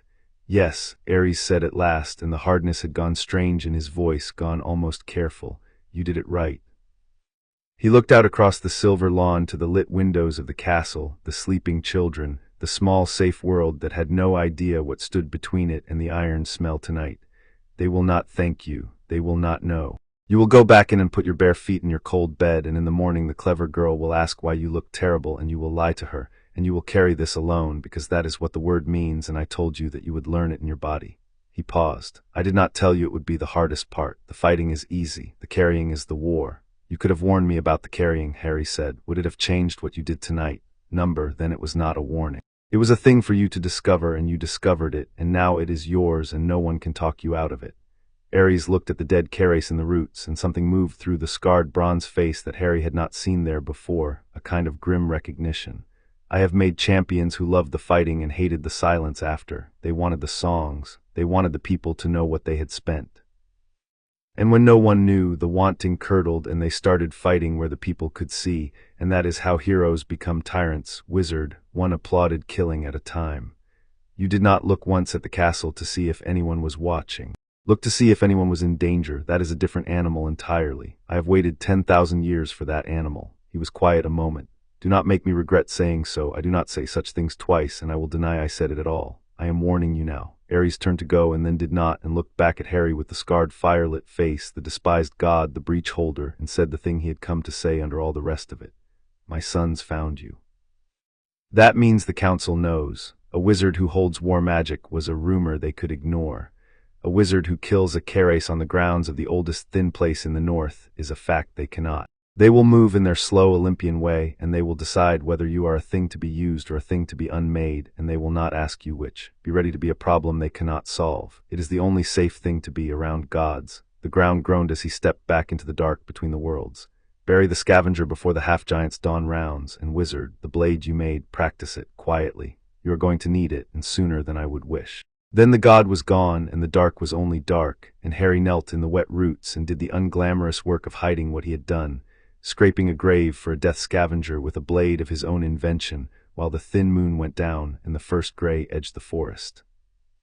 The ground gave grudgingly, and his arms had nothing left in them, and he dug anyway, because a thing left on the surface drew the next scavenger, and because burying his own kills was a discipline too, a way of telling the engine that the fighting ended in dirt and quiet, and not in trophies. He thought, as he dug, of the holly wand and the red blade and the two powers that had agreed at last to share him, and of Ollivander saying be worth the agreement, and he decided that burying what you killed without being asked to was a small down payment on being worth it. When it was done, he walked back across the silver lawn on cold bare feet and let himself in the side door he had marked for exactly this, and went up through the sleeping castle, and got into his cold bed 3 beds down from the snoring red-haired boy who liked him without wanting anything, and lay with his hand over the quieting brand and his wand under his pillow, both halves of him home and hidden, and in the morning.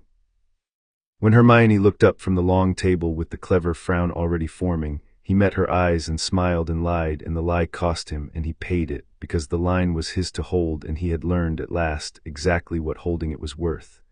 Chapter 3 End. Chapter 4 The Pit. By the summer he was 13, Harry had stopped counting the calls, because counting them had become like counting breaths, a thing you only did when something had gone wrong. He had grown. Not tall, the cupboard years had seen to that, but hard and economical and quick in the way of a thing that has learned its exact dimensions and wastes none of them. 2 years of the War Realm had laid muscle on him like cord and taken the last softness out of his hands, and the holly wand had become so much an extension of the war economy that he no longer felt the join between the two powers, only the single fused thing they made, the wand blade he could draw without thinking, and the slow he could reach for when the killing time came. He fought now the way other boys breathed.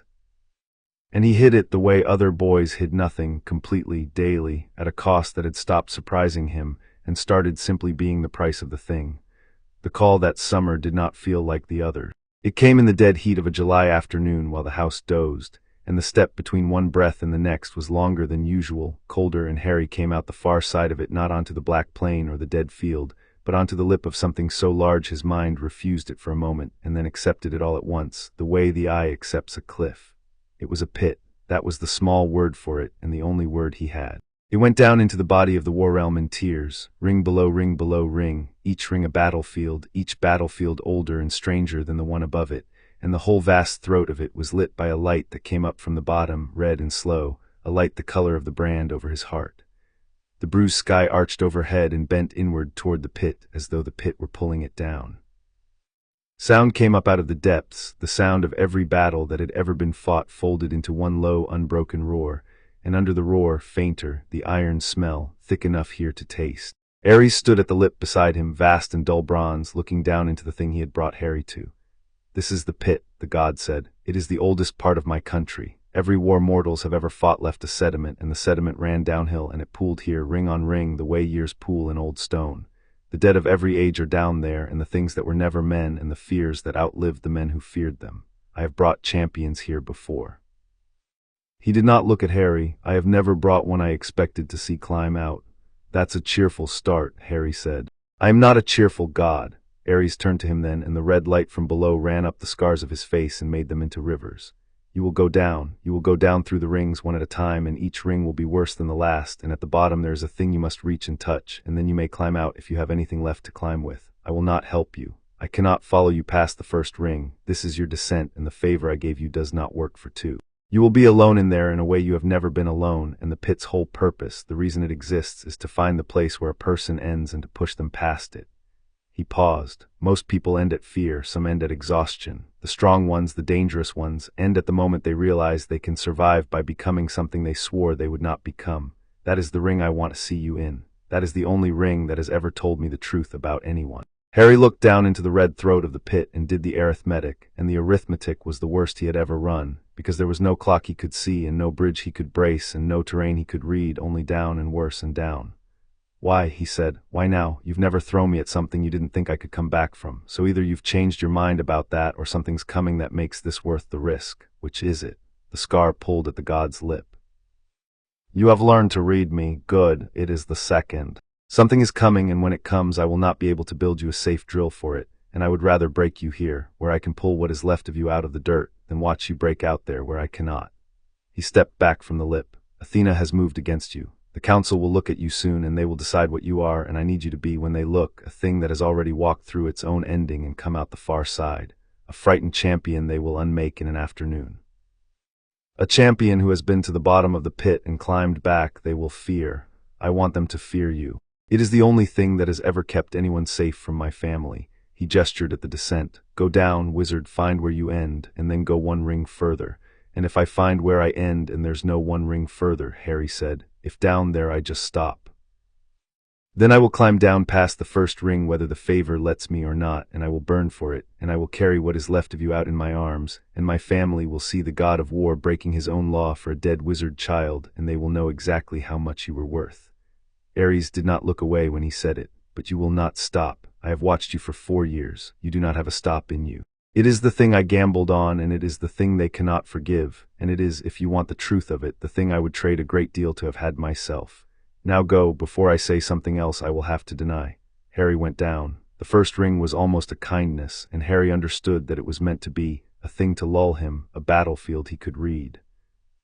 Shades in the armor of old wars, the kind he had cut 1,000 of, and he went through them with the cold economy 2 years had built in him. The wand blade quiet and exact, never a stroke more than the killing needed, conserving, descending, finding the broken place in the ring's wall where the next stair led down.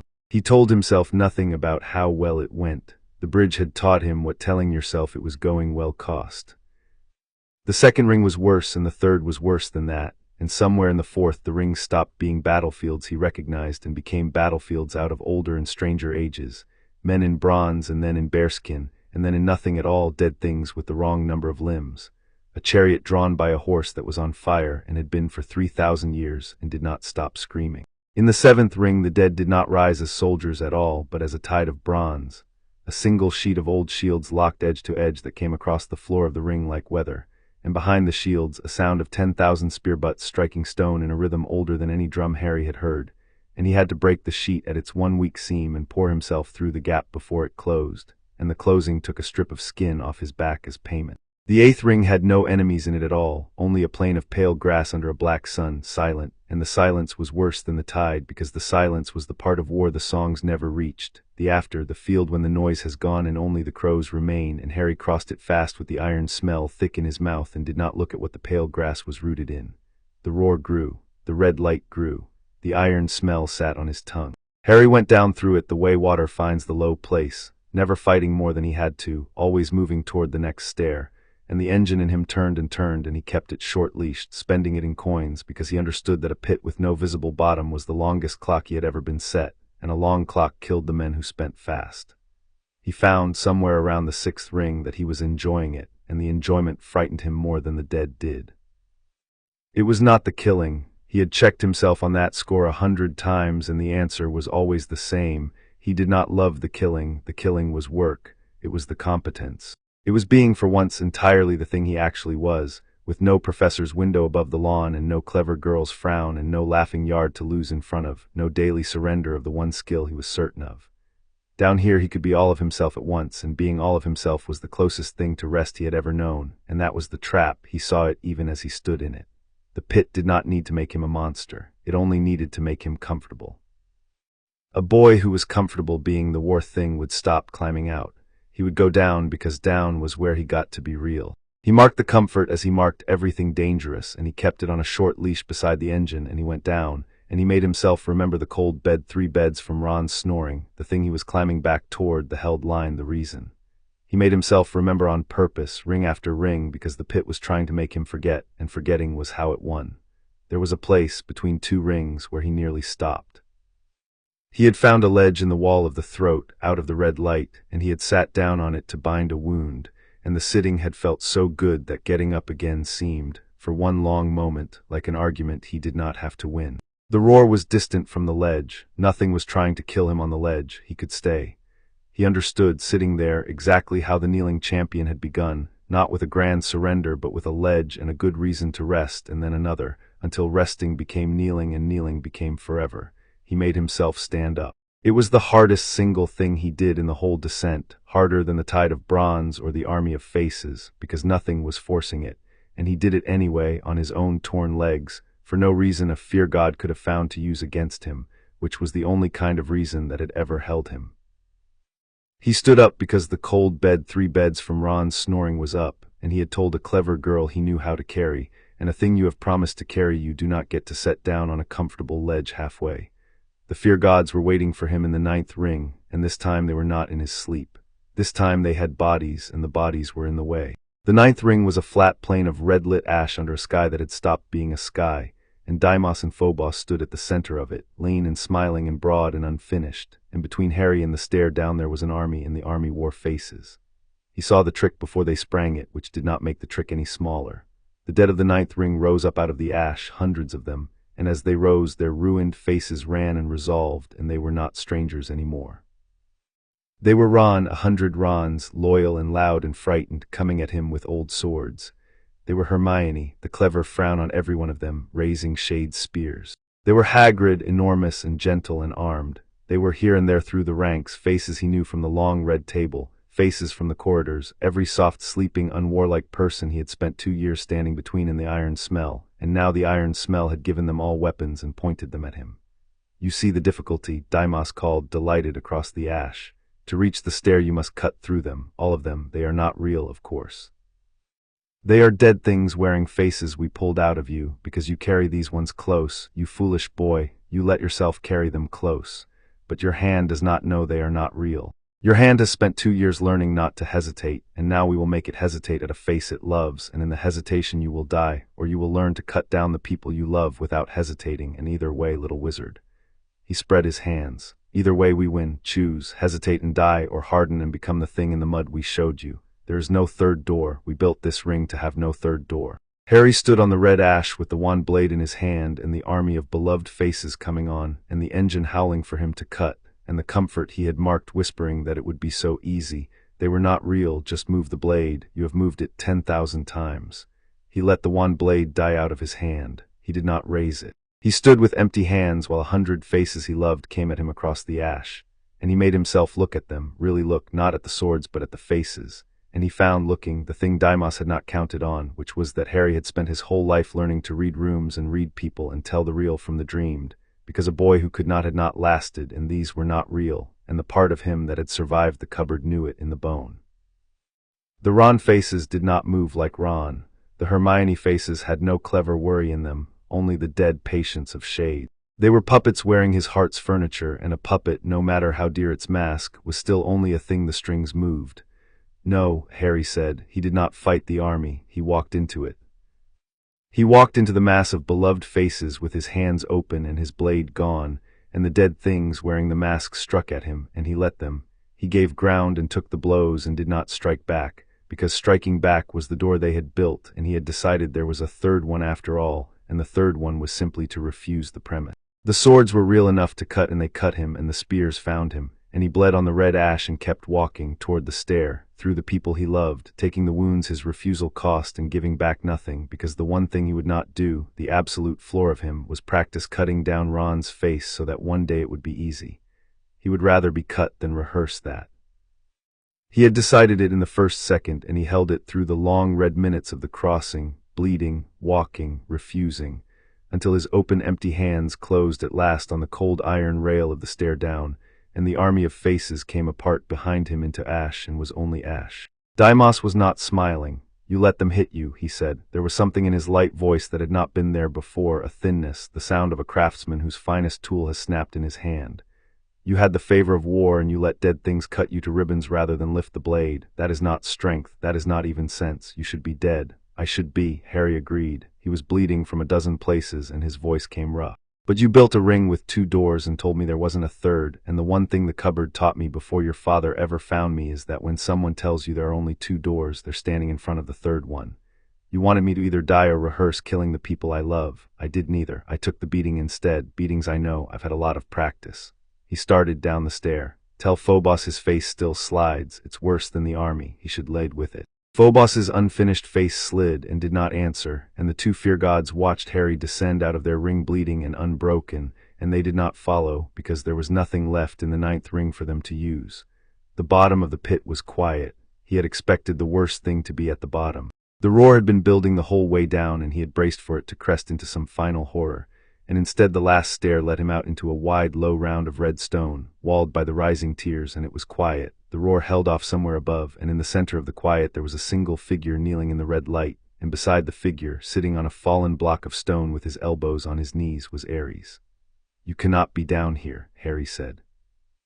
"You said the favor doesn't work for two." "It does not. I did not come down through the rings." The god did not look up at first. He was looking at the kneeling figure, which Harry saw now was a champion, or had been, a man in armor of an age Harry could not place, broken, both arms hanging useless, kneeling in the red light with his head down and his ruined sword on the stone in front of him. "I have stood at the bottom of the pit since before your country had a name. This is where I keep the ones who reached it, the ones who climbed all the way down and touched the thing I told you to touch." He nodded at the kneeling champion. "He is the last one before you. 2,000 years he has knelt here. Do you know why he kneeled?" Harry looked at the broken champion, and the broken champion did not look up, and there was something in the set of him, the absolute stillness, that Harry recognized. "He reached the bottom," Harry said slowly, "and then he didn't climb out."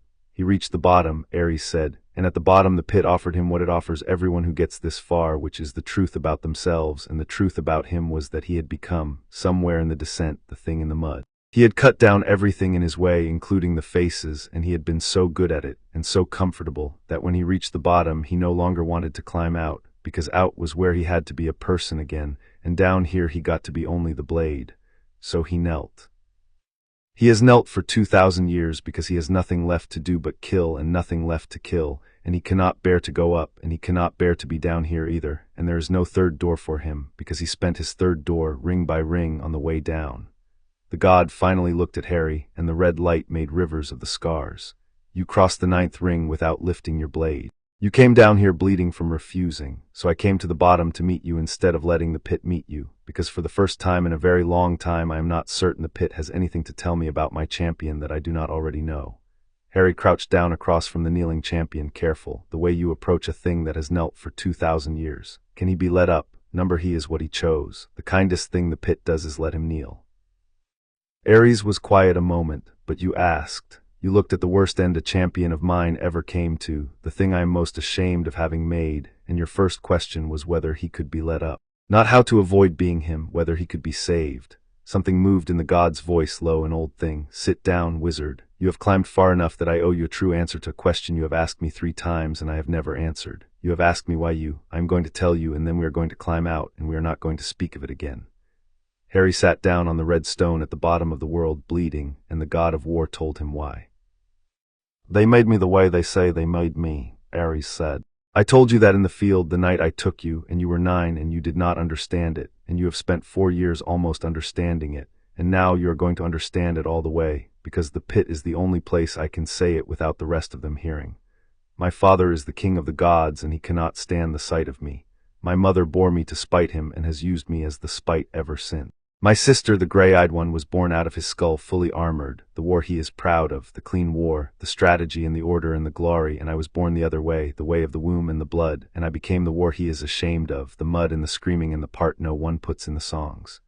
They gave me the thing they all needed, and none of them wanted to be, and then they despised me for being it. 10,000 years, wizard. 10,000 years of being necessary and hated in the same breath." He looked at the kneeling champion. "So I made champions, mortal. I went looking century after century for someone who would carry what I carry and carry it better, because if I could make one mortal who held the war and did not become the thing they say I am, then they were wrong about me. Then it was a choice and not a nature. Then I was not the brute in the mud, I was the god who chose the mud so that someone had to, and chose to climb back out of it clean.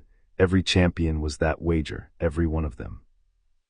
His voice did not soften, it went, instead, flatter and harder, which Harry had learned was how the god grieved. "And every one of them came down here and knelt, every one. They loved the fighting too much, or they hated the silence after, or they could not tell the difference between the enemy and the end of the enemy, and they became the thing in the mud, and they proved my family right about me over and over for 10,000 years. And then you found a kid in a cupboard," Harry said, "and then I found a thing that had been hated as long as it could remember and had not once become the hate." Ares looked at him. "You were 9 and you had every reason to be cruel, and you were not cruel. You were hard and you were cold, and you were a great many things a child should not have had to be, but you were not cruel, and you did not love hurting, and when I gave you a sword the first thing you did with it was decide there was a kind of killing you would not do. You are the wager I have been trying to make for 10,000 years. If you climb out of this pit a person and not a blade, then I was right and they were wrong, and a thing can choose what it is and is not only what it was made. That is why you. Not because you are strong, because you might be the one that proves I was never only the brute they needed me to be. Harry was quiet for a long moment, at the bottom of the pit in the red light bleeding, next to a god who had just handed him the only soft thing under all the bronze. That's a lot to put on a 13-year-old, he said. He turned the weight of it over, there in the red light, as he turned over everything, looking not for comfort in it but for use, because comfort he had never trusted and use had never once failed him. And the use he found was this, that a thing chosen could be unchosen, that if he carried the war because the god had bet a mortal could carry it clean, then the carrying was his and not the god's, and a thing that is yours you get to set down on your own terms and not on a fear god's or a council's or even a maker's. It was not comfort, it was better than comfort, it was a door, and Harry had learned long ago to value a door over kindness. Yes, Ares said, it is monstrous. I am aware that it is monstrous. I am a monstrous god, and I have done a monstrous thing in choosing you, and I will not insult you by pretending otherwise. The scar pulled at his lip almost, not quite, the thing that was not a smile. But you asked, and you of all the mortals I have ever made deserve to know exactly what you're carrying and exactly why, so that when the day comes that you decide to put it down, you can do it with your eyes open, and not because some fear god tricked you into it. Now get up. There's a thing at the center of this floor you have to touch, and then we climb, and then my family is going to look at you, and you are going to need every cold inch of yourself. Harry got up. He crossed the red stone to the center of the floor, where a single black spearhead stood point up out of the rock, old beyond reckoning, and he put his bleeding hand on it, and the whole pit went through him at once, every ring, every war, every death pooled in the oldest part of the war realm, and he held it as he had held the spear against the standing stone 4 years before, and did not let it take him, and did not kneel. When it passed, the kneeling champion 2,000 years dead lifted his head for the first time and looked at Harry, and something that was almost peace moved across the ruined face, and then he came apart gently into red light and was gone, let up at last, and Ares watched him go with an expression Harry chose not to read. You did not ask how to touch it, the god said. You just touched it. You said touch it. I touched it. Harry flexed his bleeding hand. Why'd he get let up? I do not know, Ares said, and there was something almost like wonder buried under the bronze. He has knelt for 2,000 years, and nothing I did could let him up, and you crossed the 9th ring without lifting your blade and touched the spear without kneeling, and he is gone, freed, and I did not free him. I think you did. I think a champion who refuses to become the blade can let another one stop being it. I have never seen it. In 10,000 years I have never once seen it. He turned toward the long climb up. Come. We are expected, and what just happened down here is going to make the conversation with my family considerably worse, because you have just done a thing none of them can do, and gods do not forgive the living for that.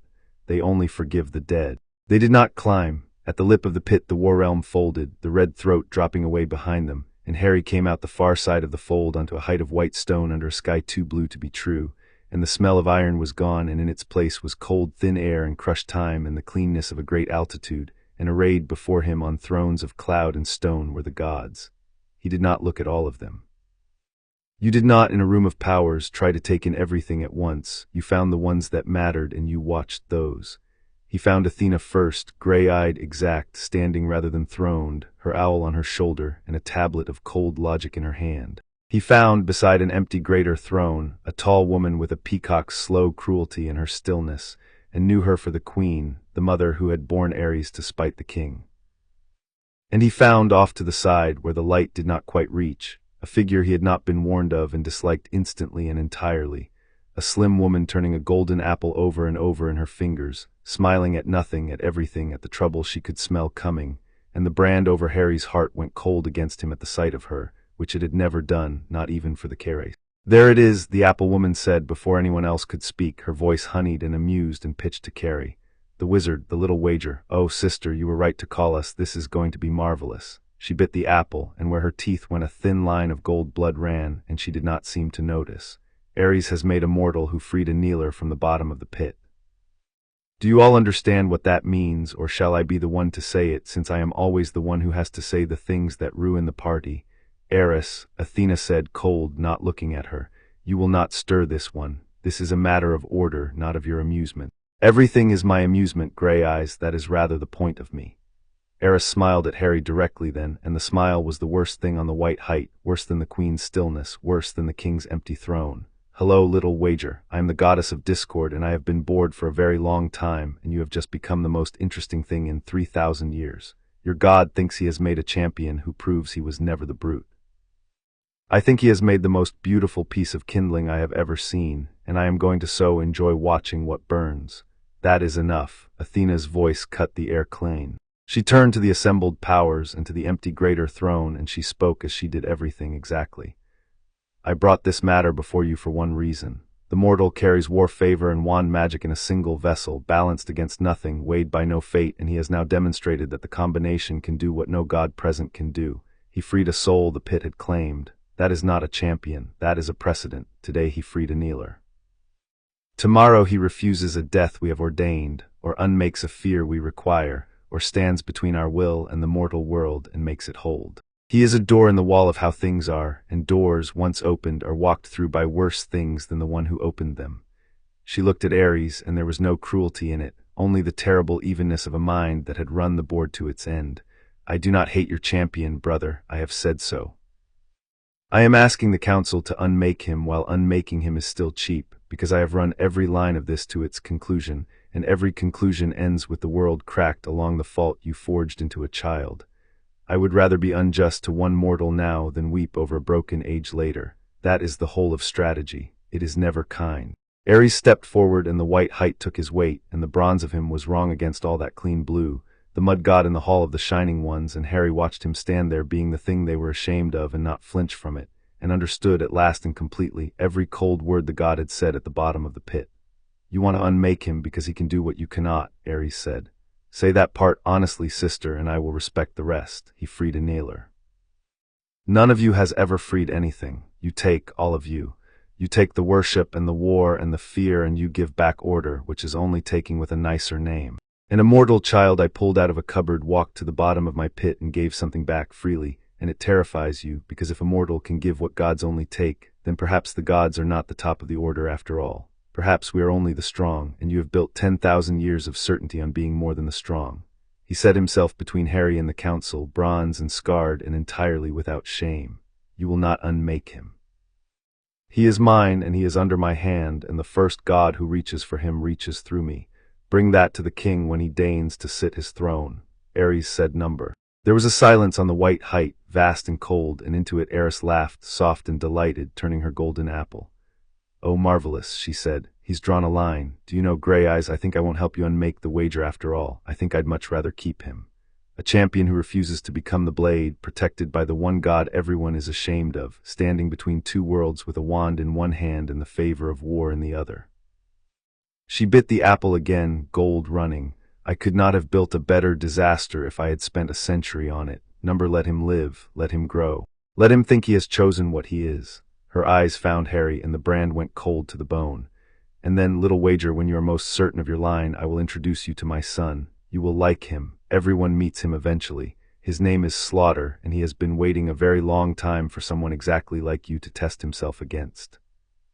Harry spoke then for the first time on the white height, and the cold blue hall was so unused to a mortal speaking in it that even Eris went still to listen. You've all said a lot about me, Harry said. His voice came rough from the pit, and he did not bother to smooth it. What I am, what I'll crack, what I'll burn. None of you ask me anything. That's the part that tells me you're not as far above us as the thrones say. The cruel people in my life never asked me anything either. They told me what I was and got angry when I turned out to be something else. He looked at Athena, because she was the only one in the hall worth looking at. You ran every line to the end, and they all end with the world cracked. Maybe they do. But you ran them on a wizard you've never spoken to, and a strategist who builds her whole board out of a piece she refuses to look at is going to lose to the piece eventually. I'm not a fault line. I'm a person who's decided some things. You could have found that out by asking. You unmake people instead. That's not order. That's just fear with a tablet. The queen on her throne beside the empty greater one stirred, the peacock's slow cruelty of her turning toward him, and when she spoke her voice was beautiful and entirely without warmth. It has a tongue, this mud god's foundling, how like its maker. Ares also mistook insolence for courage, and look where it seated him. Her eyes went to her son, bronze and scarred in all that blue, and the contempt in them was an old, practiced, domestic thing, the worst kind, the kind that has had centuries to learn exactly where to cut. Keep your wager, then, keep your child. You were always happiest in the company of things the rest of us would not touch. Then the white height folded, and the gods, and the cold blue sky, and Harry came out the far side of the fold onto the floor of the cupboard under the stairs in the dead July heat, bleeding from a dozen wounds that the dark would have to hide, with the brand cold against his heart and a goddess's promise sitting in him like a stone, and above him the ordinary house dozed on, knowing nothing, while its unwanted thing lay in the dark, having just been argued over by gods and found by the worst of them. Worth keeping for the burning. He lay still and bound his wounds by small even stitches, the old stubborn craft, and he thought about Eris turning her golden apple and the name she had given her son, and he did not let the name frighten him, because frightening him was what she wanted, and he had spent 4 years learning to give the fear peddlers nothing. He thought instead about the kneeler who had been let up. Slaughter was coming, so be it. A thing that had freed one's soul from the bottom of the pit was not going to be told by a bored goddess what it was worth. He had climbed out. That was the only argument that mattered, and he had already won it with his own torn legs before any god on the white height had finished talking. Chapter 4 and Chapter 5. Gods who resent the discord came first, and it came so quietly that Harry was the only one who recognized it for what it was, because he was the only one who had met its mother. He was 14 now, and the brand had been cold against his heart for the better part of a year, a low, constant chill he had stopped expecting to warm, ever since the white height and the goddess with the golden apple. He had told Ares about Eris's promise. Ares had said one word, phonos, and then had refused to say more, and the refusal had told Harry that the god was afraid, which Harry had not known a god could be, and which he had carried home and not examined too closely. He had looked the word up in the careful way he looked up everything, in the corners of the library where the old dangerous books were kept, and found almost nothing, because the thing had been deliberately unwritten, scraped out of the records by hands that did not want it remembered or summoned, and the little he found agreed on one point and only one, that Phonos was not a soldier and not a monster and not a god of war in any sense Ares would own. Phonos was the act itself, given a will, the moment the blade goes in past the moment it needed to, the stroke after the necessary stroke, war without the reasons that made it war, killing with the purpose burned out of it and only the hunger left. Harry had closed the book and sat in the cold corner of the library for a long time and understood that Eris had not threatened to send an army after him. She had threatened to send the exact thing he had spent 5 years refusing to become, walking, looking for him, wanting to know him. The school changed that autumn in ways no one could name. Old friendships soured over nothing. A house that had simmered against another house for centuries boiled, suddenly, over a slight no one could afterward reconstruct. The professors snapped at each other in the corridors. The portraits quarreled. Twice there were fights in the great hall that left children bleeding and no one able to say what had started them, and each time Harry watched the room and felt under the shouting a thread of something he knew, a honeyed amusement pulled taut through the rafters, the smell of a golden apple turning over and over in unseen fingers. She was here, not in body. In influence, in the quiet, poisonous nudge, the whisper that turned a disagreement into a wound. Eris did not need to open a door to do harm. She could do a great deal of harm just by standing outside it and breathing through the gap, and she was breathing through every gap in the castle, and Harry could not tell anyone, because what he knew through a brand he could not show and a god he could not name. He watched it reach his own friends, which was the part that taught him how patient she was. Ron and Hermione had never been easy with each other, the loyal one and the clever one, the friction of two people who cared about the same things in opposite ways, and the friction had always burned itself out by supper. That autumn it stopped burning out. A small disagreement about nothing, a borrowed quill, an unkind word about a marked essay, swelled across an afternoon into something that left Hermione white and silent and Ron slamming up the boy's stare. And Harry stood between the two halves of the only thing he had not wanted to lose and felt the honeyed thread pulled taut through the rafters, tightening, and could do nothing but talk them down by inches and watch them drift apart by feet. He could not say to either of them, "A goddess is doing this. She is plucking the strings of every quarrel in this castle because discord is her bread and a champion's friendships are her favorite loaf." He could only stand in the daily gap and hold it, as he held everything, and lose ground, as a wall loses ground to a tide. He went to the 7th floor corridor in the 3rd week of October at night because the brand had begun to wake again there, and what he found made him stand very still. The thin place was thinner. The stretch of older stone where the other country had always pressed close had gone from pressure to something near to tearing, a place where the air itself looked wrong, where if he turned his head fast he could almost see through the wall into red light. The iron smell was there with no iron, thick, and under it now a second smell he did not know, sweeter and worse, the smell of a wound that has begun to rot. He put his hand against the cold stone and felt the war realm leaning on it, and felt behind the war realm something leaning on that, patient, enormous, waiting, and he took his hand back and went to find a way to tell someone something without telling them everything. He found Dumbledore instead of a way. The headmaster was in the corridor when Harry came back the next night, standing before the thin place with his long fingers laced and his blue eyes grave behind the half-moon glasses, and he did not turn when Harry approached, though he must have heard. "There is a weakness in the wall here," Dumbledore said, conversational, to the stone. An old one grown suddenly young. "The castle has many such places, Mr. Potter, and they are usually content to sleep. This one has been woken. I have been trying these 3 nights to understand by what." He turned then, and the blue eyes went over Harry, slow, and stopped just for a moment at the center of his chest, where nothing showed and something was.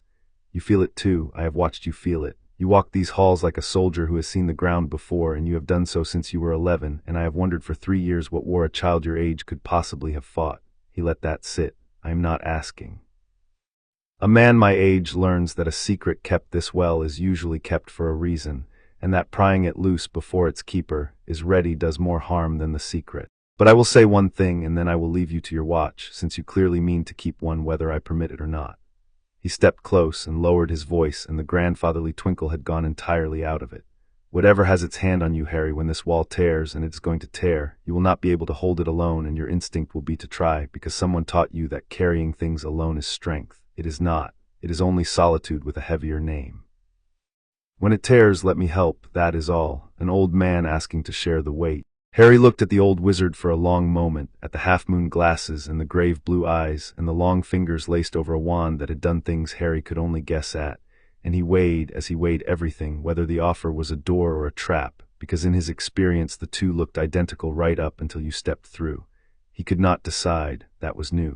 He had been able to read every room he had ever stood in, and he could not read this one, because the old man was offering a thing Harry had no template for, which was help with no price attached that Harry could find, and a thing with no findable price was either the safest thing in the world or the most expensive, and Harry had never lived anywhere that the first was possible. "You don't know what the weight is," Harry said. "No," Dumbledore agreed. "But I have carried a few in my time that I told no one about, and I have the scars to prove that doing so was the great error of my life. I would spare you the matching set." And he had gone, white robes, down the dark corridor, leaving Harry alone with the tearing wall and an offer he did not know how to take and could not afford to refuse, and the cold brand and the sweet rotten smell of a wound about to open. The wall tore 11 days later, on a Hogsmeade weekend, in the middle of the afternoon, in front of half the school. Harry was in the village when it happened, which he would be glad of for the rest of his life and would never once feel glad about, because being in the village meant he was close enough to matter and close enough to fail, and both of those turned out to cost more than he had to give. The high street was full. It was the bright cold kind of October afternoon that brought everyone out, children with their pockets full of sweets, shopkeepers in their doorways, the older students clustered at the pub, the whole small wizarding life of the place going on under a thin blue sky, and Harry was outside the bookshop with Ron and Hermione was saying something about a book, and the brand over Harry's heart went from cold to a stab of pure ice. And he turned toward the hill above the village where the old stones stood, and saw the sky come apart. It did not tear like cloth, it tore like skin. A line opened in the air above the standing stones on the hill, red light pouring out of it, and the red light was the light of the pit, and the sound that came with it was the folded roar of every war that had ever been, and the smell rolled down the hill into the bright street, iron and rot, and the whole high street went silent at once, hundreds of faces turning up toward the wound in the sky. Then the host came through. The carries came first, a pack of them, 6, 8 more, the death scavengers pouring down the hill toward the smell of crowded living, faster than anything that size had a right to be, and behind them came worse, a thing Harry had no name for, tall as the bookshop, grown out of the war realm's oldest sediment, a giant of dull bronze and old bone with a face that was only a war helm and a war helm that was only a face, carrying a length of stone the size of a fallen tree. It came down the hill behind the scavengers with the slow inevitability of a landslide, and where its feet fell the frozen ground cracked, and the high street, which had never in its long gentle history been a battlefield, became one in the space of a single held breath. The screaming started. Harry was already moving. He had been moving since the brand stabbed, faster than thought, the wand blade drawn before he had decided to draw it, the slow rising in him in a long burning flood, because there was no version of this he could afford to be slow for. He took the first carace in the air as it leapt for a cluster of third years outside the sweet shop, the red blade through its seam, and did not break stride, because a battlefield did not reward you for the thing you had just killed, it only showed you the next one. Ron was shouting his name. Hermione had her wand out, brave and useless, throwing school spells at scavengers that shrugged them off, and Harry put himself between her and the pack and made the first of 100 decisions he would spend the rest of his life unable to stop making. "Get them to the cellars," he said to her, fast, low, the voice the War Realm had built. "The pub, the shops, anywhere with a door that locks and stone over their heads. You and Ron, move people, don't fight these, you can't, I can." He looked at her for half a second, the clever, frightened girl, and gave her the only piece of the truth there was time for. "This is the thing I've been carrying, go, save who you can, let me do what I'm for." He did not wait to see if she obeyed. He turned and went up the street into the host, alone, between the iron smell and the crowd, where he had always been, where he had decided at 9 years old he would stand, and the high street of Hogsmeade became, around him, the bottom ring of the pit with children in it. He fought the way 4 years had built him to fight, and the village had never seen anything like it, and that was the second cost, though he had no time to count it then. He held the mouth of the high street where it narrowed between the post office and the inn, because a narrow place was a bridge and he knew bridges, and he made the host come at him there 1 and 2 at a time instead of letting them spread into the open street where the people were. The carace he had the measure of. They were fast and they were relentless and they could not be reasoned with, but they were scavengers, and scavengers broke off when the feeding cost too much, and Harry made the feeding cost everything. He moved through them in the economy of the Black Plain, the wand blade quiet and exact, a slope of shield light here to turn a leap, a coin of the war fury there to break a charge, never a stroke more than the killing needed, conserving, because the giant was still coming, and the giant was the clock. There was a girl no older than 8, a shopkeeper's daughter, who had frozen in the middle of the open street with a scavenger bearing down on her, and Harry made a choice in the space between 2 heartbeats that he would have to keep making for the rest of the afternoon, which was to leave the kill in front of him, half finished, and spend the slow crossing 15 yards of open ground instead. He reached her astride ahead of the carace and put his own body in a slope of shield light between them, and let the scavenger break itself against the slope, and he got the girl by the collar and threw her, not gently, through the open door of the apothecary into the dark where her mother's hands caught her, and the cost of those 15 yards was the long wound along his ribs that a second scavenger opened while his back was turned. He took the wound and did not slow. A battlefield charged you for every mercy, and Harry paid in the only currency it accepted, which was his own skin, and he had decided long ago that it was a fair exchange, and he did not renegotiate it now. People saw him. He could not help that they saw him. The students pressed back into doorways, saw a 14-year-old move like a thing out of an old and terrible story, saw him take scavengers out of the air, saw red light that came from no spell in any book draw itself long and narrow from a holly wand and go through dark metal like a needle through cloth. The shopkeepers saw it. The pub emptied into the cellars with the older students hauling the younger, and Hermione's voice somewhere behind him was a clear hard thread of command. Get down, get in, move, and Ron's beside it, and Harry held the narrow place and let himself be seen because there was no version of saving them that let him also stay hidden, and he chose them as he had always known he would, the moment it was finally asked of him for real. The giant reached the narrow place, and the narrow place stopped being enough. It did not come at him one at a time. It was one, and it filled the street, and it swung the length of stone in a flat arc that took the corner off the post office, and would have taken Harry in half if the slow had not been full in him. He went under it inside its reach, as he had gone under the dead thing's spear 5 years before in a field he had thought was a dream, and he found that the giant had no seam he could reach, no old wound, because it was not a made thing or a dead thing. It was a piece of the war realm itself given legs, and the wand blade skidded off its bronze and did nothing, and Harry understood, rolling clear of the backswing, that he could not kill this. He could only keep it from them. He could only be a clock it had to spend itself against, and hope the spending took longer than the people needed to get behind stone. So he did that. He made himself the most interesting target on the street. He cut the scavengers off the giant's flanks so it had to come for him alone, and he danced it through the village away from the cellars, taking the corner off a building here and a cart there, baiting the great stone club into walls and letting the walls cost it momentum, fighting the way you fight a thing you cannot beat, for the clock, the bridge lesson written across a whole village now instead of a single span. His arms were light. The slow was draining faster than he could refill it. He had bled from a dozen small wounds, and one long one along his ribs where a scavenger had caught him during a heartbeat he had spent on a fleeing child instead of himself, and still the giant came, tireless, a landslide that had learned his name. He learned the giant by fighting it, because there was no other way to learn anything in the War Realm, and the War Realm had come to Hogsmeade. It was slow to turn and slower to stop, all its enormous strength committed the instant it swung, and Harry built his whole survival on those two facts, baiting the great stone club into a full commitment, and then no longer being where the commitment landed, letting the momentum carry the thing a half-stride past him into a wall or a cart or the frozen fountain in the square, and stealing in that half-stride the one heartbeat he needed to breathe and to check, always, where the people were. He could not hurt it, he stopped trying. He made himself instead into a question it could not stop trying to answer, a small, fast, maddening thing always a hand's breadth out of reach, and he walked it backward and sideways through the village on that question, away from the cellars, away from the inn, out toward the empty edge where the houses stopped, and the club came down and broke a smithy and a garden wall and the old dry well and never once broke him, because being unbreakable was, it turned out, the only weapon he had brought that worked on a piece of war. And then it stopped coming for him and turned and went for the sweet shop, where a knot of the smallest children had been missed in the evacuation, frozen in the doorway, too frightened to run. Harry was too far. He felt the distance as he had felt the fence give out under his hand at 9, the cold certainty of a thing that could not be reached in time, and he ran anyway, spending the last of the slow in one long suicidal burn, and he was not going to make it, and he knew he was not going to make it, and someone else made it instead. Hagrid put himself between the giant and the children, and the giant did not stop. Harry saw it from 20 yards out, running, the last of the slow tearing through him uselessly.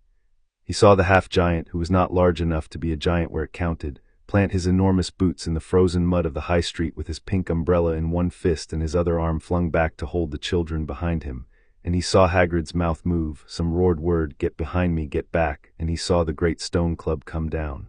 Hagrid took it. He got one arm up and the umbrella up under it, and for half a second the half-giant held the weight of a piece of the War Realm on a single bent arm, roaring, his boots driving down into the mud, buying the children behind him the 1 second they needed to break their fright and scatter into the sweet shop, and then the arm gave and the club drove him down into the street, and he did not get up. Harry reached them as the children's screams scattered into the shop. He did not stop at Hagrid. He could not, and the not stopping was a wound he would carry longer than any blade had given him, because Hagrid was down in the broken mud not moving, and the giant was raising the club again over the scattering children, and Harry had to be the clock, still again now. And so he went past the enormous broken body of the only person who had ever come for him in a storm and said his name like a good thing, and he put himself between the club and the children, and he did the only thing left to do, which was not to fight the giant, but to take it somewhere else. "Hey," Harry screamed at it raw, the war voice cracked all the way open. "Hey, I'm the feast, me, I'm what she sent you for. Come and get the part that fights back." And the giant, which was a piece of war and knew the smell of the thing that would not run, turned from the children and came for him, and Harry led it up the high street away from all of them, bleeding, spent, with nothing left to win with and no intention of winning, only of lasting, of being the clock for one more minute, and one more until the help that Dumbledore had promised came down the hill in a fury of white fire and old, enormous magic. And the headmaster of Hogwarts walked into the broken street with his wand up and the look of a man who had carried weights before, and between the two of them, the spent boy and the grieving old man, they drove the War Realm back up the hill and sealed the wound in the sky, and the worst afternoon Hogsmeade had ever known went quiet at last, under a thin blue sky gone gray with the early dark. It was not a victory. Harry had learned at 9 the difference between winning and not falling, and this was not even that. This was a thing survived at a price, and the price was laid out in the broken street for anyone to count. A scavenger had reached the alley behind the bookshop before Harry could close the narrow place, and an old man who sold quills there, who had sold quills there for 50 years, and had a wife and a grandson and no part in any war of gods, was dead in his doorway, and no amount of the slow could go back and put him behind stone. Hermione had a broken arm and a cut on her scalp that painted half her face red, and she was alive. She was alive. She had got 40 children into the cellars with a broken arm, and would not let anyone touch her until the last of them was safe. Ron had carried the quill seller's grandson out under his own body when the roof came down, and would not speak for 2 days. And Hagrid lay in the mud where the War Realm had put him, breathing barely, his great chest rising in a slow, broken rhythm, alive by an inch, by less than an inch, by the exact width of the second he had bought the children with his own arm. Hermione would not let them set her arm until she had counted the children twice, all 40 of them, against the list she had made in her head while the roof came down, and only when the count came right did she let herself sit down hard in the cold mud and go gray. And Harry, passing, saw her notice the blood on her own face for the first time, and saw her decide it could wait, and loved her for it in a way he had no room to feel just then and stored against later. Ron stood in the door of the bookshop with the quill seller's grandson asleep from shock against his shoulder, and he looked at Harry across the broken street, at the red light still dying off the holly wand, at the wounds and the war economy and the thing his friend had turned out to be all along, and he did not look away, and he did not look afraid, and that steadiness from the loyal one was a kind of help Harry had not known to ask for and did not deserve and took anyway. Harry knelt in the broken street beside him when it was over, with the village weeping around him and the god's iron smell still in the cold air, and he put his hand on the enormous heaving chest, and he did not pray, because he had met the things you prayed to and knew better, and he made instead the only vow he had ever made silently to the one person who had said his name like it was a good thing. He would close the doors, all of them, whatever it cost. He would spend the rest of his life standing in the gap so that no one else's grandfather sold quills in a doorway and died there. And he would not let the thing that had done this make him into a thing that did the same. Dumbledore found him before the god did. It was full dark by the time the village had been emptied of its wounded, and the ministry's people had come and gone in their officious flurry, recording what they did not understand and would spend a month failing to explain, and Harry was sitting on the cold step of the closed inn with his ribs bound and his hands finally still, when the headmaster lowered himself onto the step beside him with the care of a very old and very tired man. "I have spent the evening," Dumbledore said, "telling a great many frightened officials that the events of this afternoon were the work of a dark wizard whose identity remains under investigation. It is a lie. I find I am willing to tell it because the truth would do more harm than the lie, and because the truth is not mine to tell. It belongs to a 14-year-old who fought a thing out of an older world to a standstill in a street full of children, and saved every life it was within mortal power to save, and could not save the one it was not, and is sitting on a cold step blaming himself for the arithmetic of it as though he were a god and not a boy." He was quiet a moment.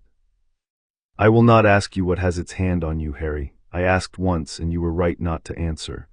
But I will tell you what I saw today, so that you have at least one witness who is not a secret.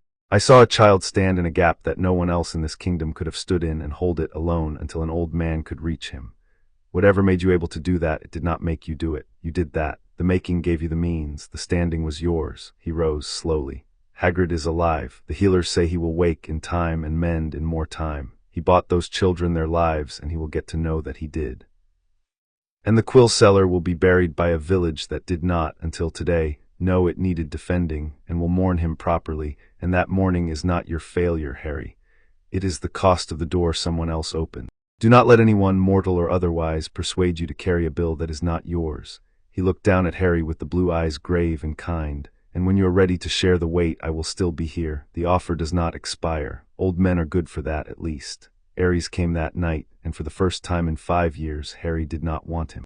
The god pulled him into the war realm out of a sleep that was not sleep, the black plain under the bruised sky, and Harry came out of the fold already angry, the named thing he had kept off his face all day finally loose where no one human could see it, and Ares took one look at him and understood, and did not soften, because softening was a thing the god did not have.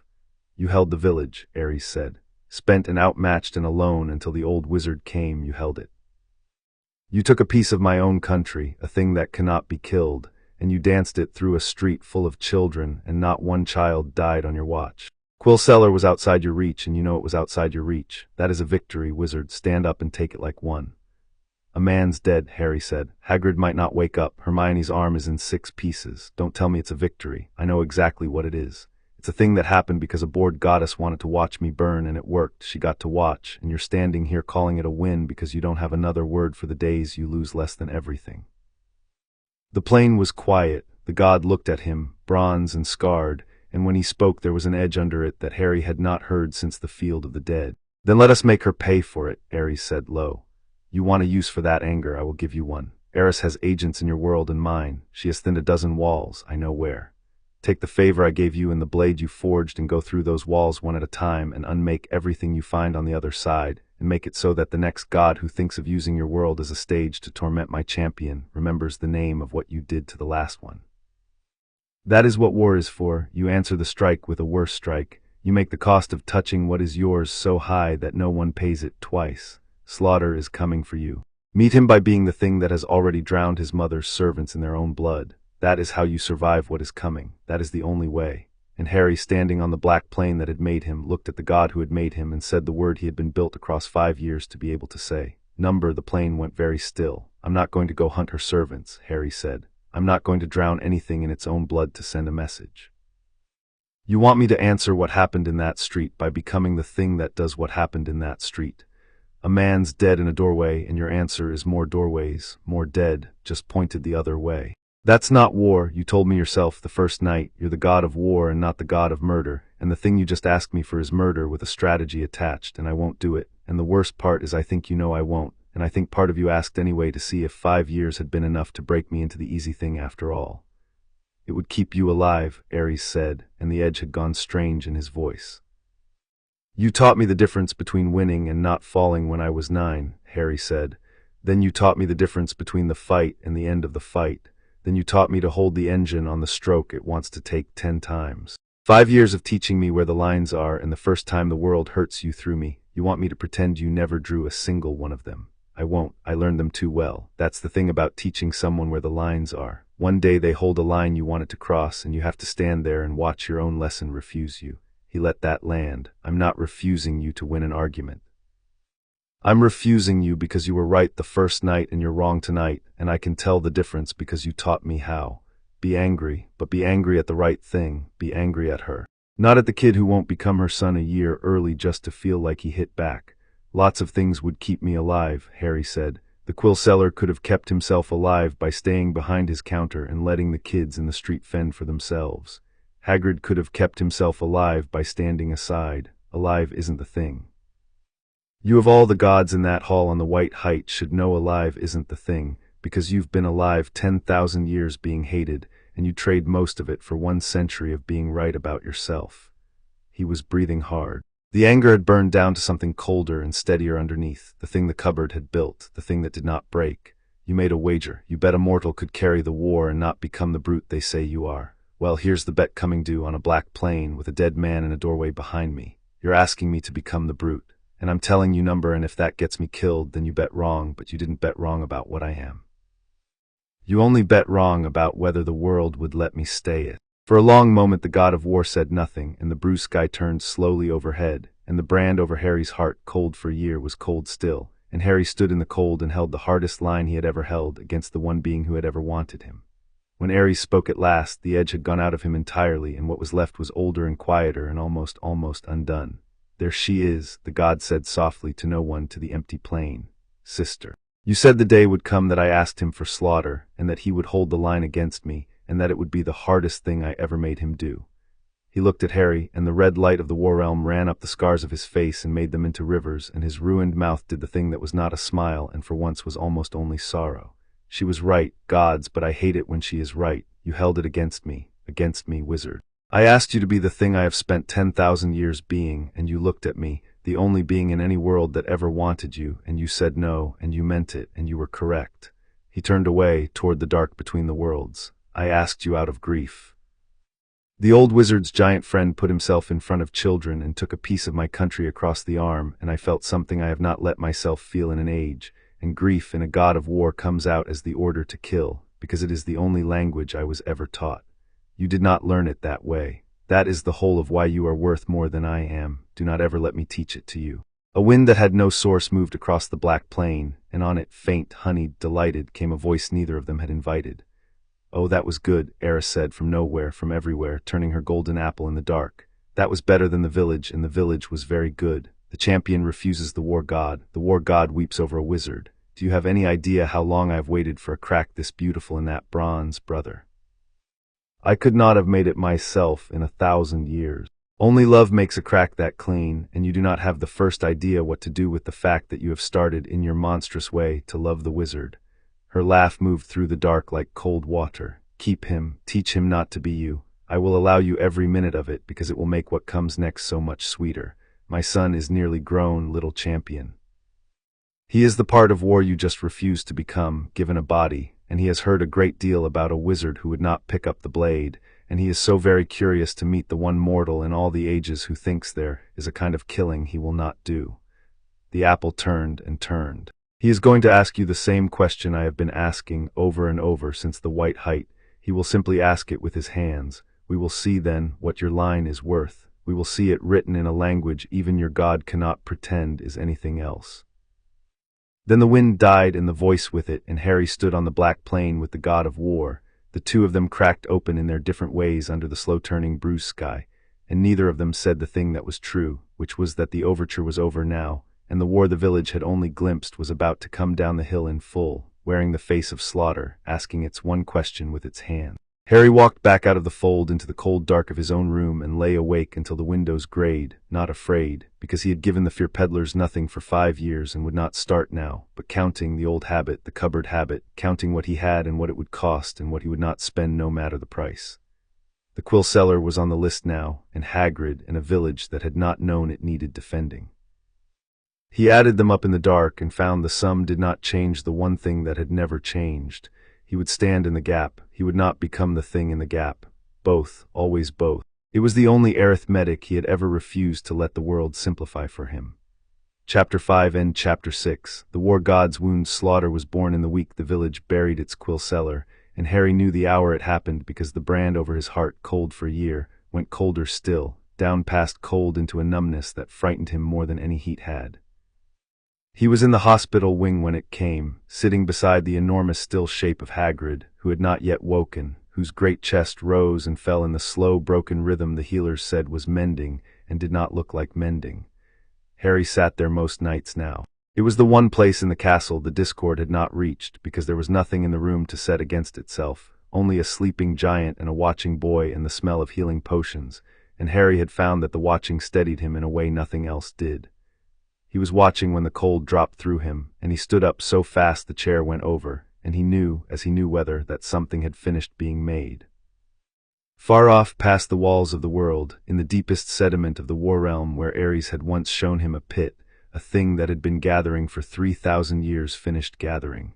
It did not roar when it woke. That was the first wrong thing. Everything in the war realm roared, the battles and the scavengers and the burning horse that had screamed for 3,000 years, and this thing woke in silence, a silence that spread out from it like cold off ice, and the roar of the whole war realm faltered and hushed around the silence the way a room hushes when something terrible enters it. Even the dead were afraid of the thing that had no reasons. Harry did not see it born. He only felt the silence where the roar had been, and the cold where the brand had been, and he set the chair upright with hands that gave nothing away, and he sat back down beside Hagrid and kept his watch, because there was nothing else to do until the god came to tell him what he already knew. He learned later what slaughter did first, the hour it woke, and the learning of it told him everything he needed to know about the thing walking toward him. It did not go to a battlefield. There were no battlefields in the war realm that interested it, because a battlefield had reasons, 2 sides and a cause and a thing being fought over, and reasons were the one thing Phonos could not abide. It went instead to the quietest ring of the pit, the ring of the pale grass under the black sun that Harry had crossed in silence, the after of war, the place where the killing was already finished and only the dead remained, and it killed the dead again. It walked through a field of things that were already dead and ended them a second time, past death, past necessity, past any reason a mind could hold, simply because ending was the only verb it knew, and where it passed the very memory of the dead was scoured out, so that men 3,000 years gone were unmade from having ever been, and the war realm, which had held those deaths as sediment since before there was a Britain, felt the holes where they had been and could not fill them. That was Phonos. Not a thing that killed the living. A thing that killed the dead and the memory of the dead, and would go on killing past the end of everything because the act had become, in it, the only thing that was. The god did not come that night. That was the second wrong thing, and it was worse than the first. Ares had never once failed to come. In 5 years, through every trial and every wound and the white height and the broken village, the god had come when the thing between them needed him to come, blunt and bronze and certain, and now, with slaughter loose in the world, he did not come. And the not coming told Harry that something had happened to the one fixed point in his strange, divided life, and he spent 3 days in a controlled dread he let no one see before the war realm finally opened and pulled him through. And what he found on the far side stopped him where he stood. The black plain was wrong, it had cracked. Long fissures ran across it, glowing faintly red from beneath, as though the floor of the war realm itself had been struck hard enough to split, and at the center of the cracks, where the standing fire had burned the first night Ares took him, the god of war was on one knee. Harry had never seen him kneel. He had seen the god crouch lower himself, sit on fallen stone, but never this, never the great bronze weight of him down on one knee with one hand flat on the cracked ground holding himself up, and across his chest, through the smoldering armor that no mortal weapon had ever marked, there was a wound. It was not large, that was the horror of it.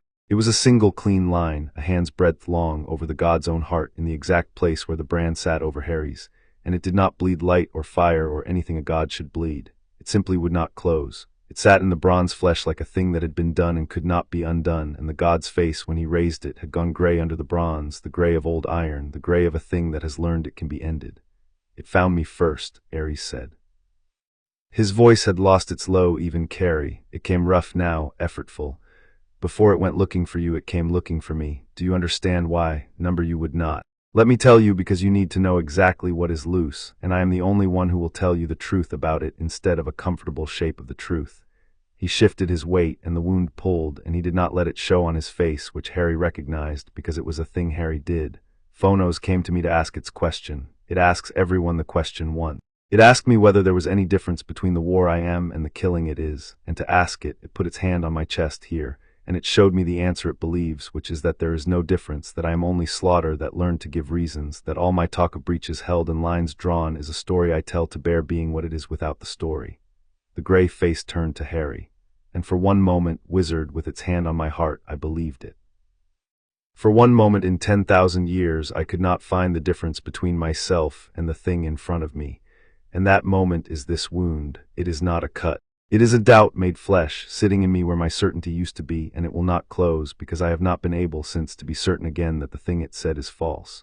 Harry crossed the cracked plain and crouched down in front of the kneeling god, careful, level with the gray ruined face, the way the god had once crouched level with his in a field of the dead. "It's false," Harry said. "You cannot know that. I can. I've known you 5 years." Harry held the gray gaze and did not look away. "I've watched you order me to do cruel things, and I've watched you be glad when I refused. A thing that's only slaughter with reasons doesn't get glad when its champion won't kill. It gets angry or it gets bored, but it doesn't sit at the bottom of a pit and tell a kid he's worth more than it is. You did that, slaughter couldn't. That's the difference, and it's been standing right in front of the thing that wounded you the whole time, and the only reason you can't see it is that it's the one wound that bleeds from the inside." He let that sit. "You taught me to find the seam in anything. Here's yours. The thing that hurt you lied, and the proof it lied is that it had to put its hand on your heart to make you doubt, because it couldn't do it from across the room with the truth. The truth was on your side of the room the whole time. It's me. I'm the proof. You made a thing that won't become slaughter. Slaughter can't stand that I exist, and neither can it stand that you made me, and that's why it came for you first, to take away the one fact that disproves it before it comes for the fact itself." The god looked at him for a long moment, gray under bronze, the wound that would not close sitting over his heart, and something moved behind the ruined gray of his face, slow, the way a great weight moves. "You are arguing me back into my own certainty," Ares said, "with the same patience you used to argue a fear god out of a seam. Almost, not quite, the thing that was not a smile. I taught you that. I taught you to hold a line against the thing in front of you no matter how it wears your own face. And now you are holding my line for me because I cannot hold it myself, and it is working, wizard. It is the first thing that has eased this wound since it was made." He drew a breath that pulled at the not-closing line and let it out slow. "But it has cost me what I am for the fight that is coming. You see me kneeling. You have never seen me kneel, and you are seeing it now. I cannot fight Phonos. Not because I am forbidden, though I am, and I will tell you about the forbidding in a moment, because it is its own betrayal, and you need to know it. I cannot fight it because it has my doubt in its hand, and a god of war who is not certain he is different from slaughter cannot win a war against slaughter. He can only become it, and if I take the field against my own doubt made flesh, I will lose, and losing to Phonos does not mean dying. It means agreeing. It means the god of war finally admitting he was the brute all along, and that admission, made by me on a field, would unmake every line I ever taught you, because the teacher will have recanted." The gray gaze held him, "So I cannot fight. The one war in 10,000 years that I most need to win, and I am on one knee, and the only soldier I have left is a 14-year-old I made to be better than me, who is now the only thing standing between the world and the proof that I was always only slaughter that learned to talk."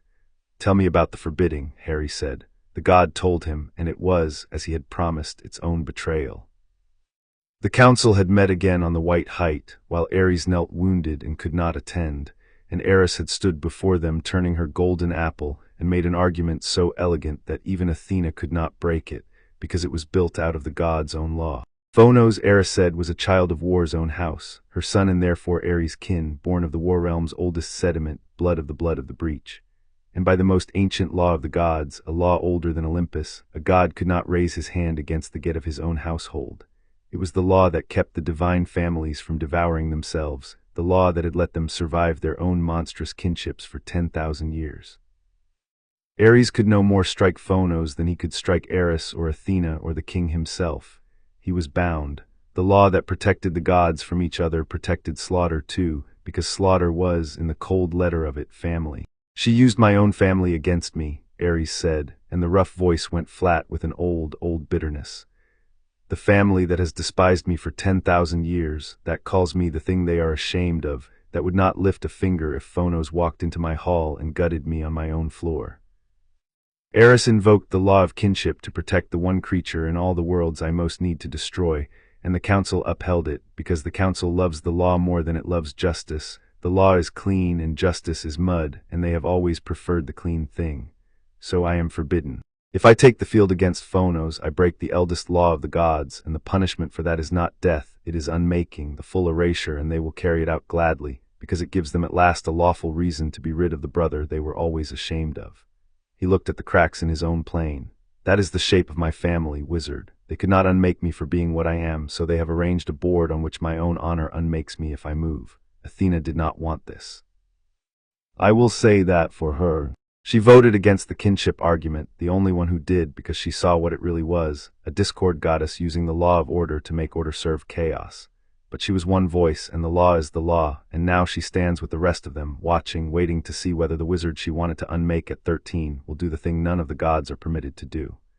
Athena came to him once in the days before the Moor, and that visit was its own strange wait. She found him in the hospital wing at Hagrid's bedside, and she did not arrive in a cold, clean wind this time. She simply was there, gray-eyed, the owl absent, looking less like a goddess come to judge than a strategist who had run the board to a conclusion she disliked. I wanted you unmade at 13, she said, without preamble, because she did not deal in preamble. I ran every line and they all ended in a cracked world, and I judged it kinder to be unjust to one child than to weep over an age. I was not wrong about the lines. I want you to understand that. The fault you carry is real, and it may yet break everything. She looked at the sleeping giant and then at Harry. But I ran the lines again after the village. After you held a street full of children against a thing out of my brother's country and spent your own skin on mercies a soldier would have called waste. And the new lines end somewhere my old ones could not reach, because my old ones assumed you would eventually behave like every champion before you, and you have declined to. A strategist who cannot model a piece should not move against it, so I am not moving against you. I am doing a thing I almost never do, which is wait and watch and allow that a board may have a square on it I did not draw. Do not mistake this for faith. I have no faith. I have a revised estimate. The gray eyes held him a moment. But a revised estimate from me is rarer than another god's love. Hold your line, wizard. I find to my considerable annoyance that I would prefer the world you might make to the orderly one I was defending. Because I'm not family, Harry said slowly, understanding it arriving cold and complete. Phonos is kin to all of you. The law protects it from gods, but I'm a mortal, I'm a wizard, I'm not anybody's get. The law doesn't cover me because nobody ever imagined a mortal who could stand against a thing like that, so there's no law saying I can't. There is no law saying you can't, Ares agreed. There is only every reason in the world saying you can't, starting with the fact that Phonos has unmade champions far greater than you, and ending with the fact that you are 14 and tired and have a giant in a hospital bed and a girl with a broken arm and a whole soft world you have decided to stand in front of. Eris has built the perfect board. The gods cannot touch her son. I cannot touch her son. And the only thing in all the worlds that is both able and permitted to stand against slaughter is the exact mortal child she has wanted to watch burn since the White Height. She has not threatened you. She has arranged the universe so that you must volunteer. The gray face was terrible to look at, because under the bronze and the gray there was a thing Harry had never seen on it, which was helplessness, the god of war helpless on one knee, watching the wager of 10,000 years walk toward a fire he had built and could not enter. And the worst of it, wizard, the thing I have to say to you and have been putting off saying because saying it is the hardest thing I have done in an age. He stopped, the wound pulled. I cannot order you to do this. I have ordered you to do 100 things. This one I cannot. Because if I order you onto that field and you die on it, then I will have spent you, the way I spent every champion before you, and you will have been the wager after all and not the person, and I will have proven Phonos right in the same breath I sent you to prove it wrong. His voice came rough and low and entirely undone. So I am not ordering you, I am asking. I have never asked you for anything. I am asking now, and I am giving you, for the first time, the right to say no and walk away and let the world take its chances without you, because you are a person, and a person gets to refuse, and I would rather lose the war than take that from you to win it. Harry was quiet for a long time on the cracked plain in front of the kneeling god, and the silence stretched. The silent slaughter had taught the whole war realm, and into it at last he gave the only answer there had ever been. You already know I'm not going to walk away. I know, then why'd you ask? Because you deserve to be asked. Ares looked at him. Once, by someone. In your whole life, once, before you walked toward a fire for other people, someone should have looked at you and said, you do not have to, you are allowed to choose yourself, and meant it. No one ever did. The one in your house never did. The school never did. Even I never did. For 5 years I called and you came, and I never once told you that you could refuse. So I am telling you now, at the one moment it costs me everything to tell you, because that is the only way you will know I mean it. You do not have to. You are allowed to live. And if you say no, I will carry you out of this realm myself and put you back in your bed and let the world end the way worlds end. And I will not think 1 degree less of you, because a person who chooses himself is not a coward, he is just a person, and I took you so that you could be one. Harry looked at the god, the wound that would not close, the kneeling weight of 10,000 years, the only being in any world that had ever wanted him, asking instead of ordering at the cost of everything. That's the difference, Harry said quietly, right there. That's the whole difference between you and the thing that wounded you, and you can't see it because it's sitting in your blind spot the same as your seam was. Slaughter would never ask, slaughter takes. You just gave me the one thing the cupboard never had, a real choice, and you gave it to me at the exact moment giving it might cost you the world. A thing that's only killing with reasons doesn't do that. It can't. It doesn't have anything in it that would want to. He stood up. I'm going, not because you asked, though I'm glad you asked. I'm going because there's a thing loose that does what happened in that village, and somebody has to stand in the gap, and it turns out I'm the only one the law forgot to forbid. That's not a wager, that's just the job. It's been the job since I was 9, and you put a spear in my hands and told me to hold a line I couldn't win. I held it then. I'll hold it now. The only difference is this time I know exactly what I'm holding it against and exactly what it costs, and I'm choosing it anyway with my eyes open, which you said was the whole point of making me. He held out a hand to the kneeling god, absurd, a 14-year-old offering a hand up to the god of war. Now get off your knee. You can't fight, fine, but you can stand. And when I walk onto that field, the last thing I want behind me is the sight of you kneeling, because that's the picture Slaughter wants me to carry in, and I'm not carrying it. Stand up. Watch me hold the line. That's your part now. It's a worse part than fighting. You taught me that too. Carrying is the war, and the watching is the carrying, and you're going to do it standing.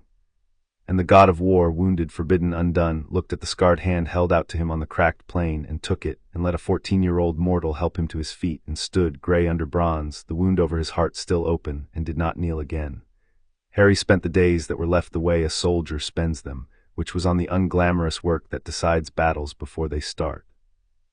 He went to Dumbledore first, and he took the offered help at last, because he had learned in a broken village exactly what carrying things alone cost the people standing behind you. He did not tell the old wizard everything. He told him enough. He told him there was a thing coming that the wand magic could not stop, a thing from an older world, and that it was coming for Harry specifically, and that the only way to keep the school out of it was to make sure the school was nowhere near when it came. He watched Dumbledore receive this without surprise, the grave blue eyes taking the measure of a truth he had clearly suspected for years, and he watched the old man begin, immediately, to plan, the way a person plans who has carried weights before, and the sharing of it was a relief Harry had not let himself expect and did not entirely know what to do with. Between them they chose the ground, not the school full of children, not the village, bled once already. They chose an old place, a circle of standing stones on a moor a day's walk from anywhere, a thin place, a place where a door could be opened without a single soft, sleeping person within reach of what came through. Dumbledore would empty the moor of every living thing that could be moved, and would set wards at its edges, not to keep Phonos out. Nothing would keep Phonos out, but to keep the war in, to make a box of the moor so that whatever happened on it stayed on it. And then the old man would stand at the edge of the box with the rest of the witnesses, mortal and immortal alike, and watch, because there was nothing else he could do, and watching was its own kind of holding. Harry set one term of his own, and Dumbledore did not argue it, because he understood the shape of what Harry was giving. If Harry fell, the wards were to hold the box closed, and no one, mortal or god, was to step into the circle to avenge him or recover him. The moor was to be sealed and left, and the school was to be told the lie, and Ron and Hermione were to be kept from the truth of the place forever. He would not have his death become a door that something worse walked through, and he would not have his friends spend their lives standing where he had stood. Dumbledore heard the term, and the cost of it, in a 14-year-old's level voice, and inclined his white head once, and gave his word, and the giving of it was the last piece of preparation, the sealing of the box around the thing Harry had chosen to be. Harry told Ron and Hermione nothing about where, and everything about why, because they had earned the why in a broken street, and he would not insult them with a lie. He told them he was going somewhere they could not follow to do a thing they could not help with, and that the not following and the not helping were the help, were the whole help, because the one thing that would beat him was being afraid for them in the middle of it. Hermione, her arm still splinted, argued. Of course she argued. She was the opposite of stupid, and she could see the shape of a goodbye when one was being handed to her. Ron did not argue. Ron looked at Harry for a long moment with the loyal steadiness that had never once wanted anything from him, and said, "You're coming back, though." Not a question, a thing stated, an order given by the one person who had liked Harry before liking Harry cost anything. And Harry, who did not lie to Ron, said, "I'm going to try harder than I've ever tried at anything," which was the truest answer there was, and was not the same as yes. And Ron heard the difference and gripped his shoulder, and did not make him say the other thing. Hermione found him alone afterward, and did not argue any more, which was worse than the arguing. She put a cloth bundle into his hands, her splinted arm awkward with it, and when he opened it there was a stone inside, an ordinary gray pebble off the lake shore, and she said, with the fierce precision she brought to everything, "It's nothing. It's not enchanted. I checked. I tried 6 things, and it's just a rock. That's the point. Whatever you're walking into, it's all going to be enormous and ancient and made of gods, and I want you to have one stupid, ordinary thing in your pocket that's just from here, just from a normal Tuesday by the lake, so that when it's all too big you can put your hand in your pocket and feel something that doesn't mean anything except that someone normal is waiting for you to come back and be normal too." She did not cry. She was the opposite of stupid, and she had decided crying would make it harder for him, and she swallowed it down and gave him the rock instead, and Harry put the lakeshore pebble in his pocket next to a holly wand and the favor of war, and found that of the 3 it was not, just then, the least powerful. Hagrid woke on the last night, which Harry took privately, as the only good omen the universe had offered him in a year. The great chest's broken rhythm had eased over the weeks into something deeper, and on the last night the kind eyes opened in the tangle of black beard, and found Harry in the chair where Harry had kept his watch, and Hagrid said, rough and faint, the first thing in his cracked, enormous voice, "Did the little uns get clear? Not where am I, not what happened to me. Did the children get clear?" And Harry, who had spent a year learning that he could not save everyone, found that he could give this one man this one true thing, and said, "All of them, every one. You bought them the second they needed, and they all got clear." And Hagrid's battered face crumpled with a relief so total and so unguarded that Harry had to look away from it, because he had no practice receiving a thing that pure unless at watching someone else feel it on his behalf. Knew it, Hagrid breathed. Knew if I held on a tick longer and could not finish and did not need to, and his great hand found Harry's shoulder and gripped it with a fraction of its old strength. And Harry sat with the only person who had ever come for him in a storm, who had said his name like a good thing, who had taken a piece of the war realm across one arm to buy strangers' children a single second, and understood, finally and all the way down, what he was walking onto the moor to defend. Not an idea. Not a wager this, a man who, half dead, asked about the children first. That was the soft world the iron smell wanted to feed on. That was the line. Harry held Hagrid's gaze and did not tell him where he was going, and let the enormous gentle hand grip his shoulder, and stored the warmth of it against the cold that was coming, and the storing was, he understood, exactly the leash Ares had described. And in the war realm, in the hours he could steal, Harry forged the last of what he was. Ares could not fight, but Ares could teach, and the teaching now had no holding back in it. He stood the whole time, gray under bronze, the wound over his heart still open, because Harry had asked him to stand, and he had decided, in the way of a thing relearning its own certainty, that standing through pain was a lesson worth being seen to teach. The gods showed him the deep places of the favor, the things he had kept in reserve across 5 years because a child did not need them, and a champion walking toward slaughter did. He showed Harry how to draw the slow out long past the point that was safe, how to spend years of his own life in a single afternoon of stretched time if the killing time demanded it. He showed him how to make the wand blade not a needle but a thing that could turn a piece of the war realm itself, the way nothing mortal should be able to. And he showed him last and hardest, the thing he had refused to show him for 5 years, the full unleashing of the engine, the fury all the way down, the place where the champion stops being a person who fights and becomes the fight itself, because Ares said, gray and certain, you may need it at the end. You may come to a moment where the only way to win is to let the engine off its leash entirely. And if that moment comes, you must know how, and you must also know, wizard, you must know in your bones how to call it back. They practiced it on the cracked plane, in the stretched time, over and over, the god raising waves of the dead and Harry letting the engine off its leash a little further each time, and then, before it dropped, hauling it back. The first time he let it all the way off, he frightened himself, because the world went red and simple and the dead came apart in front of him faster than he could count, and there was no fear in it and no tiredness and no held line, only the clean total rightness of being at last, nothing but the thing he was best at. And when Ares finally stopped the drill, Harry was standing in a ring of unmade shades, not breathing hard at all, calm, emptied. And he had to grope for several long seconds to remember why he had ever wanted to be anything else. That was the part that frightened him, not the violence, the peace of it. He understood then exactly how a kneeling champion began, and he made himself remember the cold bed and the snoring friend, and the engine came back onto its leash slow and resentful, and Ares watched him haul it back and said nothing, because there was nothing to say that the haul itself had not already proved. Because Phonos will be trying the whole time to make you let it off the leash and then drop the leash. That is its question. That is the only question it knows how to ask. It will push you to become it, and the becoming will feel like victory, and the instant you cannot find the leash again, you will have lost, and you will not even know you have lost, because you will be too busy winning. How do I call it back? Harry asked. When it's all the way off the leash, how do I find the leash again?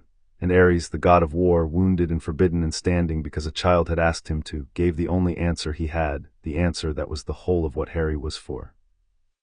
You remember the cold bed 3 places from your friend's snoring, the god said. You remember the giant who said your name like a good thing. You remember the one who sold quills, and the girl you threw through a door, and the line you have held since you were 9. You remember that you are a person, and that a person is a thing that stops. The engine does not know how to stop. Only the person knows. So when you are all the way off the leash, when you have become the fight, you reach back into the fight for the one thing the fight does not contain, which is the memory of being someone who comes home. That is the leash. It was always the leash. It is the only leash that ever held anything, and it is the one thing Phonos does not have and cannot understand, because slaughter has no home to remember and no one to come back to. And you, wizard, you who were given nothing, you have a cold bed and a snoring friend and a sleeping giant and a held line, and that nothing, that handful of nothing you built out of a cupboard, is the thing that is going to let you do what no god in 10,000 years has been able to do. Now go, it is time. She has set the stage, and the witnesses are gathering, and the thing with no reasons is walking toward a circle of stones on a moor to ask you its question with its hand. The witnesses were already there when Harry came onto the moor at the gray edge of dawn, and the sight of them stopped the breath in him for a moment before he made it go again. They stood at the edges of the box Dumbledore had made, ringing the circle of standing stones, mortal and immortal, the 2 worlds finally in one place to watch the thing they had each made of him collide. On one arc of the circle stood the wizarding witnesses, Dumbledore tall and grave in the gray light, and behind him a scattering of others Harry did not know, the wards humming faint at their backs. And on the other arc, where the gray dawn did not quite fall, stood the gods, come down off their white height to see the end of the wager, Athena gray-eyed and unreadable with her owl on her shoulder, the peacock cruel queen and others ranged behind them in their terrible stillness. And at the front of them all, turning her golden apple over and over in her clever fingers, stood Eris, smiling, radiant, happier than Harry had ever seen any living thing. There he is, Eris said, and her honeyed voice carried across the whole moor to every ear, mortal and divine. The wager, the little champion. Walking onto the field on his own 2 feet, choosing it, because I built him a universe in which choosing it was the only thing his stubborn heart could do. Do you all see? This is so much better than forcing him. A forced champion is just a victim. A champion who volunteers is a tragedy, and I do so love a tragedy. She turned the apple. The god of war cannot fight. The law forbids it. The gods cannot fight. The law forbids it. And so the only thing standing between my beautiful son and the soft little world that bred this wizard is the wizard himself, 14 years old, who thinks there's a kind of killing he will not do. Her smile widened. Let us find out. Let us all find out together, witnesses, what a held line is worth against the thing that has never held anything. Come, my son, your brother of fear and your brother of terror could not break him. Your mother's discord could not break him. Come and ask him your question. Come and show the wizard and the war god who loves him and all the watching world that there was never any difference between the war they tell stories about and the killing it actually is. And on the far side of the circle of standing stones, where the gray dawn went grayer, the silence came. It came before the thing that made it. Harry felt the roar of his own pulse hush, felt the moor go quiet, felt the cold drop through the brand past cold into the numbness that had frightened him in the hospital wing, and then, walking out of the gray with no sound at all, no roar, no menace, no taunt, came slaughter. It wore a shape because the moor demanded one, a tall, pale shape, almost a man, almost a soldier, but the eye could find nothing in it to hold, no face, no expression, no hunger even, because hunger was a kind of wanting, and this had gone past wanting into simple function. It carried no weapon because it did not need one, because it was the weapon, the act itself, the stroke after the necessary stroke given legs and sent walking. It stopped at the center of the circle of standing stones in the gray dawn between the watching gods and the watching wizards, and it turned the place where its face was not toward Harry, and it spoke once in a voice with nothing in it at all, flat as a closed door, the only question it had ever known how to ask. "Is there a difference," Slaughter said, "between you and me?" Harry walked to the center of the circle to answer it, the holly wand in one hand and 5 years of held lines in his chest, and a wounded god standing at the edge of the world because a child had asked him to, and the whole of 2 worlds went silent to hear what the wizard would say. Chapter 6 and Chapter 7, What the Warrior Chooses. Yes, Harry said, there's a difference. I'm going to spend the next while showing it to you, and you're not going to understand it, because the difference is the one thing you were built without. Slaughter did not answer. It had asked its question, and the question was the whole of its conversation, and now that the question was answered, it did the only other thing it knew, which was to come, and it came across the circle of standing stones with no sound and no warning, and a speed that the slow and Harry barely caught.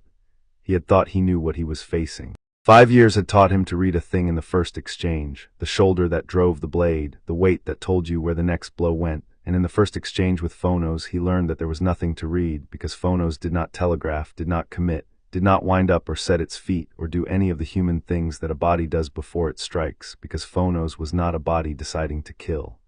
It was killing that had borrowed a body. The blow simply arrived from nowhere with no before, a pale hand at his throat out of a stillness, and only the slow drawn full and long saved him, and even drawn full the slow gave him barely enough, and he went off the line of it with a hair to spare and felt the cold of the pale hand pass through the place his throat had been. He answered because the field had taught him never to take a blow without making the taking cost something, and the wand blade went into the pale-shaped cline, through where a seam should be, deep, a stroke that would have ended any dead thing or made thing he had ever fought. Phonos did not care. That was the second thing he learned, and it was worse than the first. The blade went in, and Phonos did not flinch, did not slow, did not register the wound as a wound, because it had no investment in its own continuation, because a thing that is only the act of ending has nothing in it that wants to keep being, and you cannot threaten a thing with harm when harm is its native country. The pale shape simply closed back around the blade and kept coming, and Harry had to tear the wand blade free and give ground and give it again, and he understood, 3 exchanges in, with a cold clarity that the slow made very precise, that he was in the worst fight of his life against a thing he could not hurt, because hurting it was speaking its own language to it, and it was fluent in a way he could never be. The witnesses watched in silence from the edges of the box. He was aware of them the way you are aware of a cliff at your back, the gods in their terrible stillness, Eris radiant at the front of them turning her apple, the wizards, Dumbledore grave, the wards humming. And somewhere on the wizarding arc, standing because a child had asked him to, gray under bronze with a wound that would not close, the god of war who could not step into the circle, who could only watch his wager come due.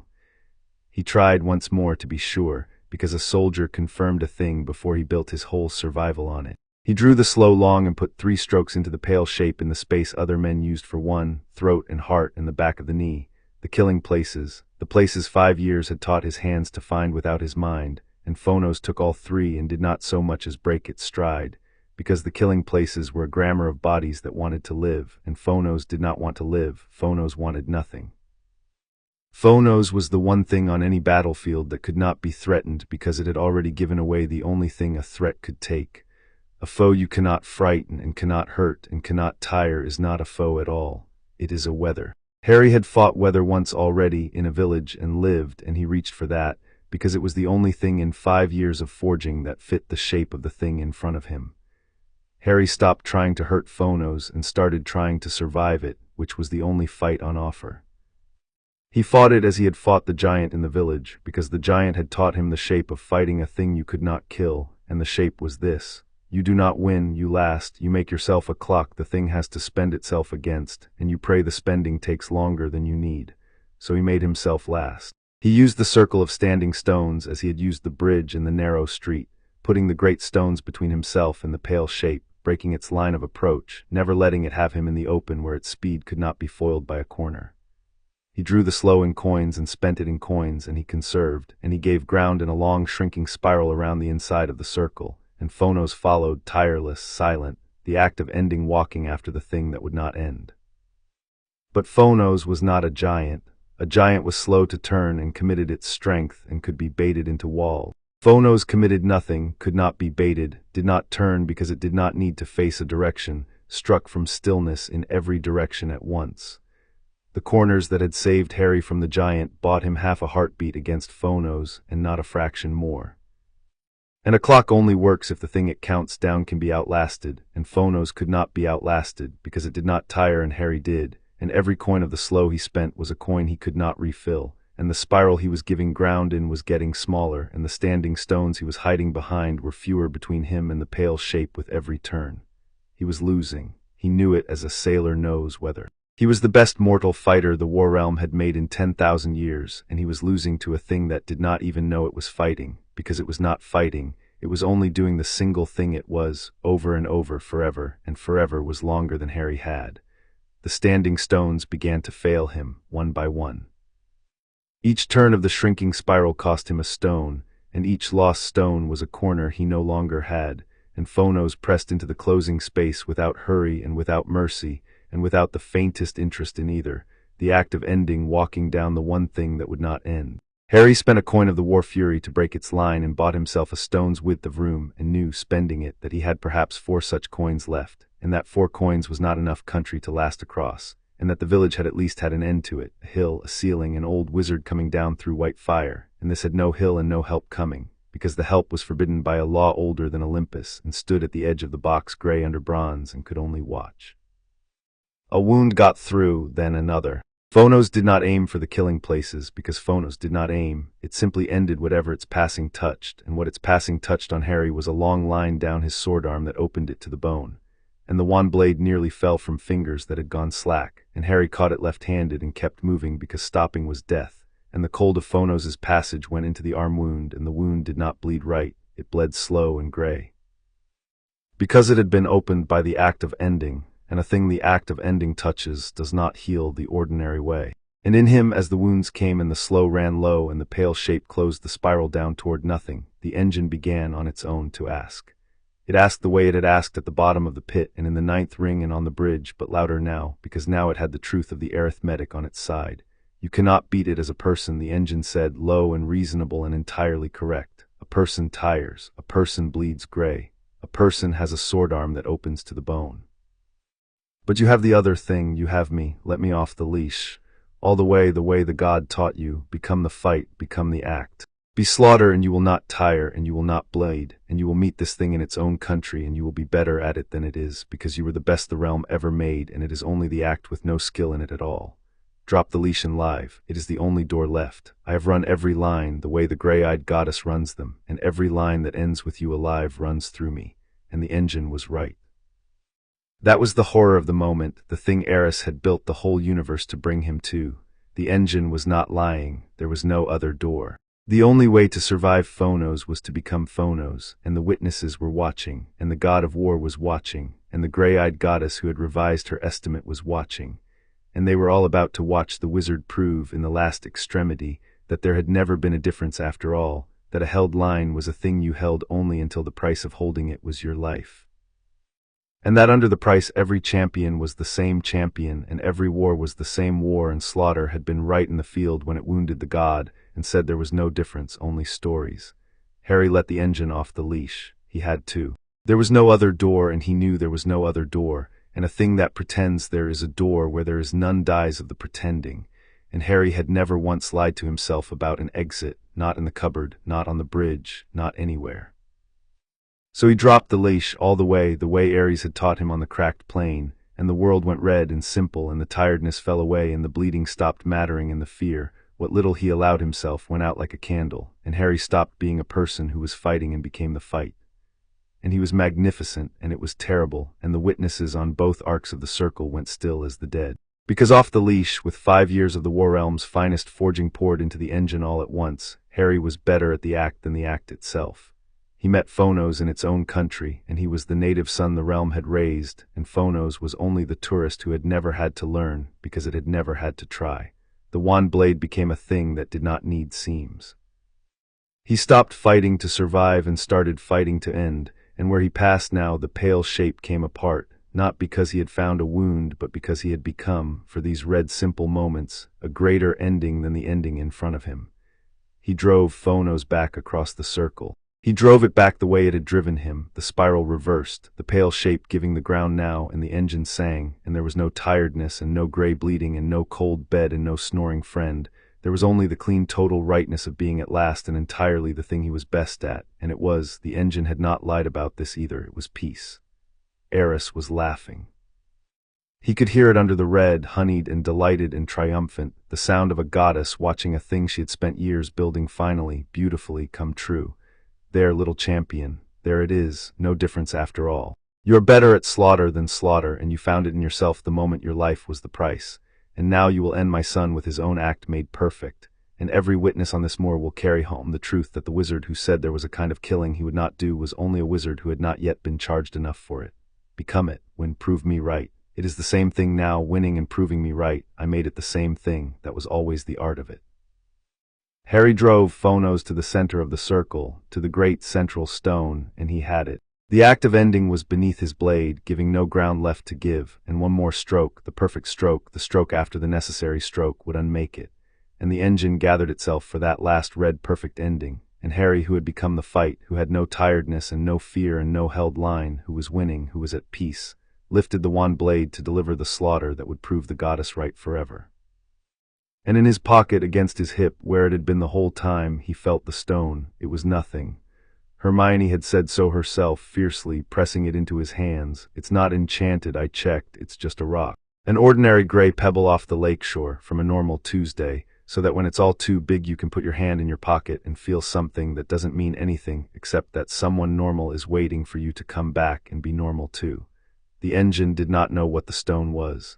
The engine had no place to put a thing that meant nothing except that someone was waiting. And in the half-second before the last red stroke, the stone against his hip reached the part of Harry that was not the engine, the part that had a cold bed 3 places from a snoring friend, and a giant who had asked about the children first, and a clever girl who did not cry so it would be easier for him, and a quill seller in a doorway he had not been able to save, and a line he had held since he was 9 years old in a field he had thought was a dream.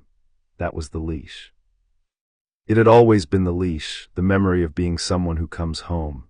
Harry found it in the half-second, the one thing the fight did not contain, and he took hold of it, and he hauled the engine back. It was the hardest thing he had ever done, harder than the pit, harder than the bridge, harder than standing up off the comfortable ledge, because he was winning, and the leash was asking him to stop winning, to come back from the peace into the tiredness and the gray bleeding and the fear and the held line, to be a person again at the exact moment being the fight was about to hand him the victory.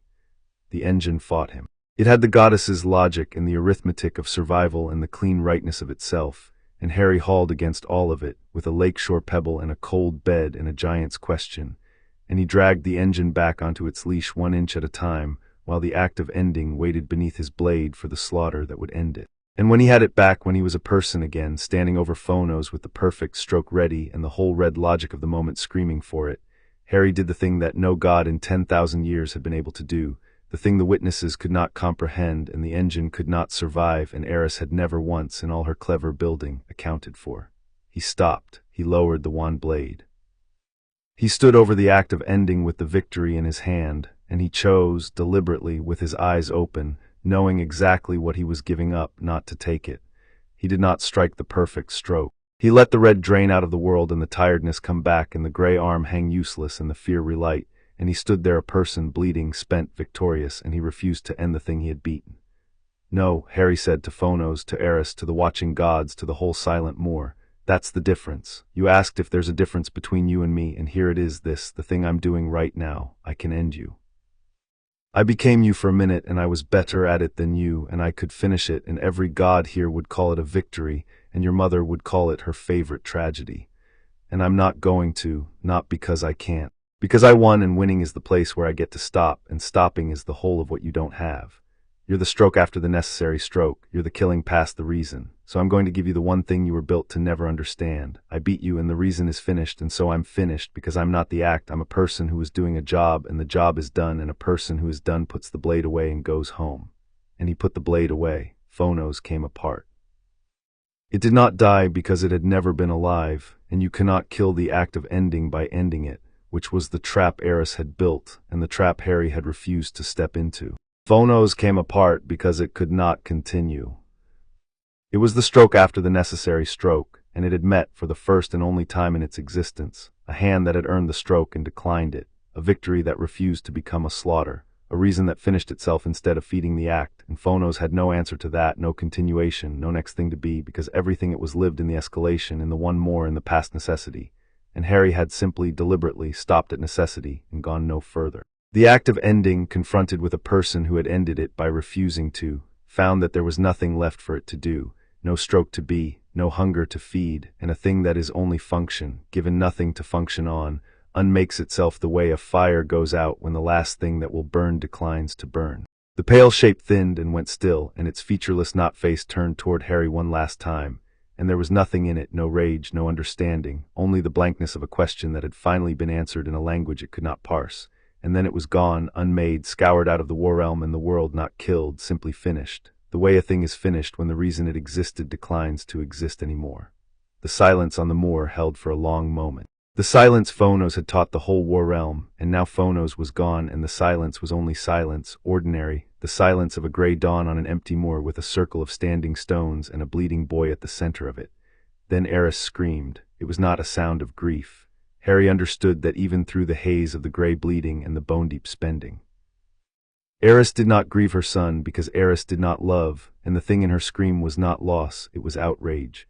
The pure incandescent outrage of an artist whose masterpiece has been ruined by a brushstroke she did not authorize and could not have imagined. You stopped, she shrieked, and the honeyed voice had cracked all the way open into something raw and ancient and undone. You had it, you had the victory, you became him, and you won, and you stopped. You threw the win in the dirt. Who throws away a won war? Who does that? It isn't done. It has never once been done. In 3,000 years no champion has ever. And she could not finish, because the thing Harry had done had no precedent in all her long study of how things break.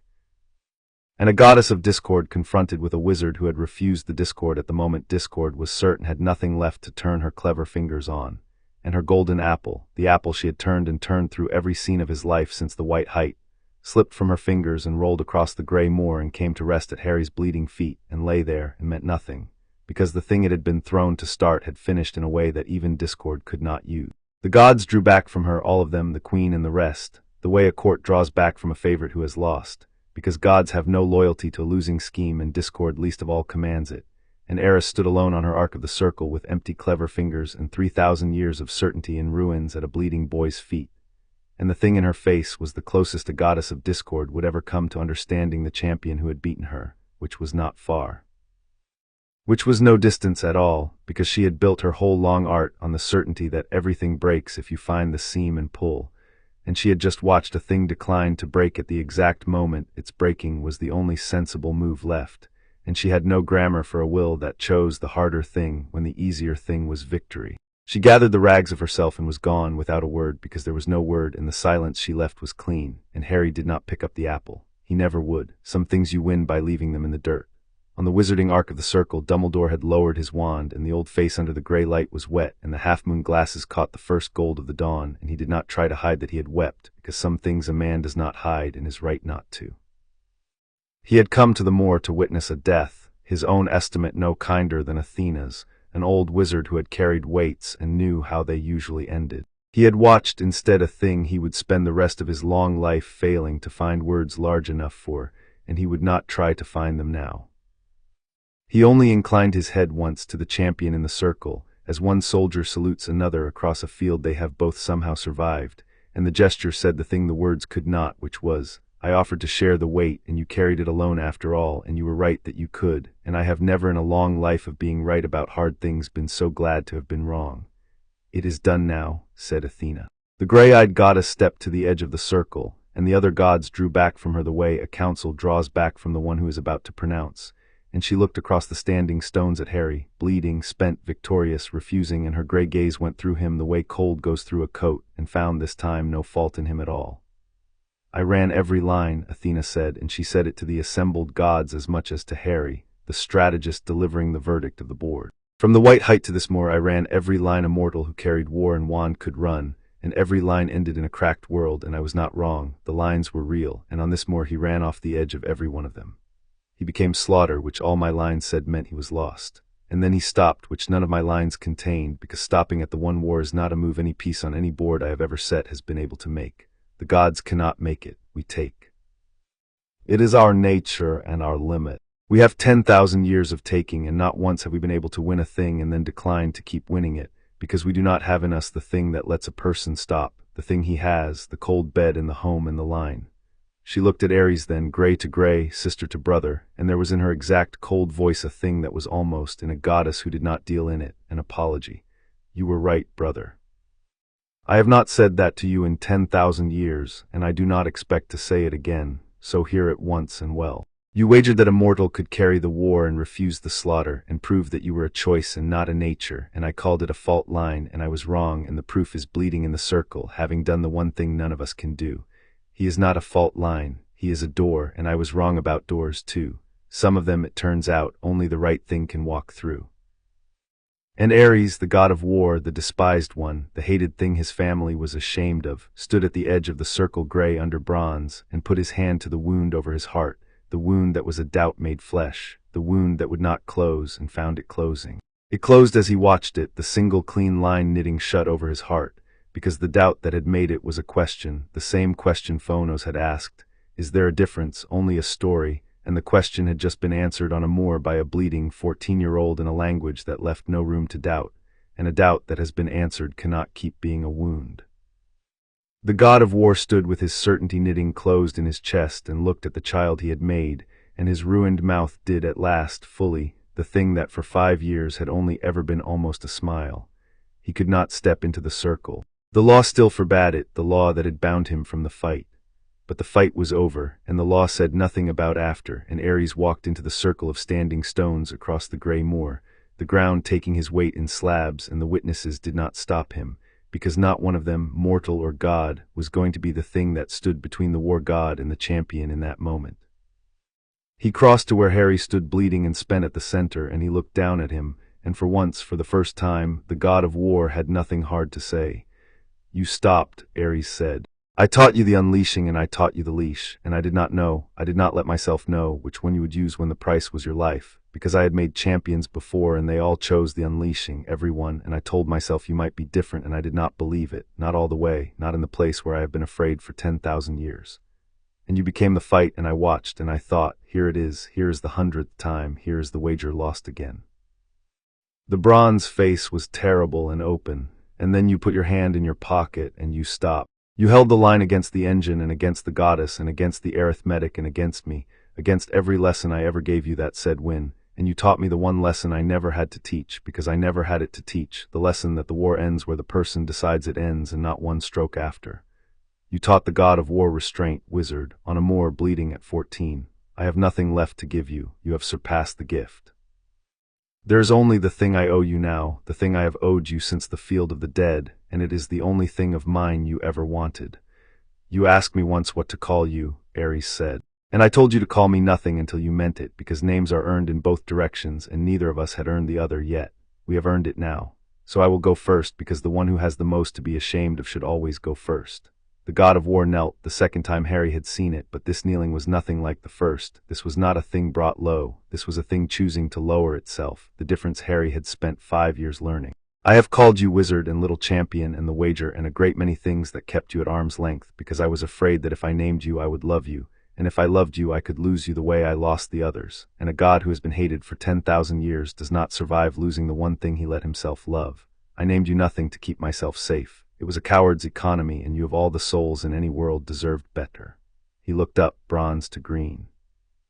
"Your name is Harry. I have known it since the field, and I have never once said it.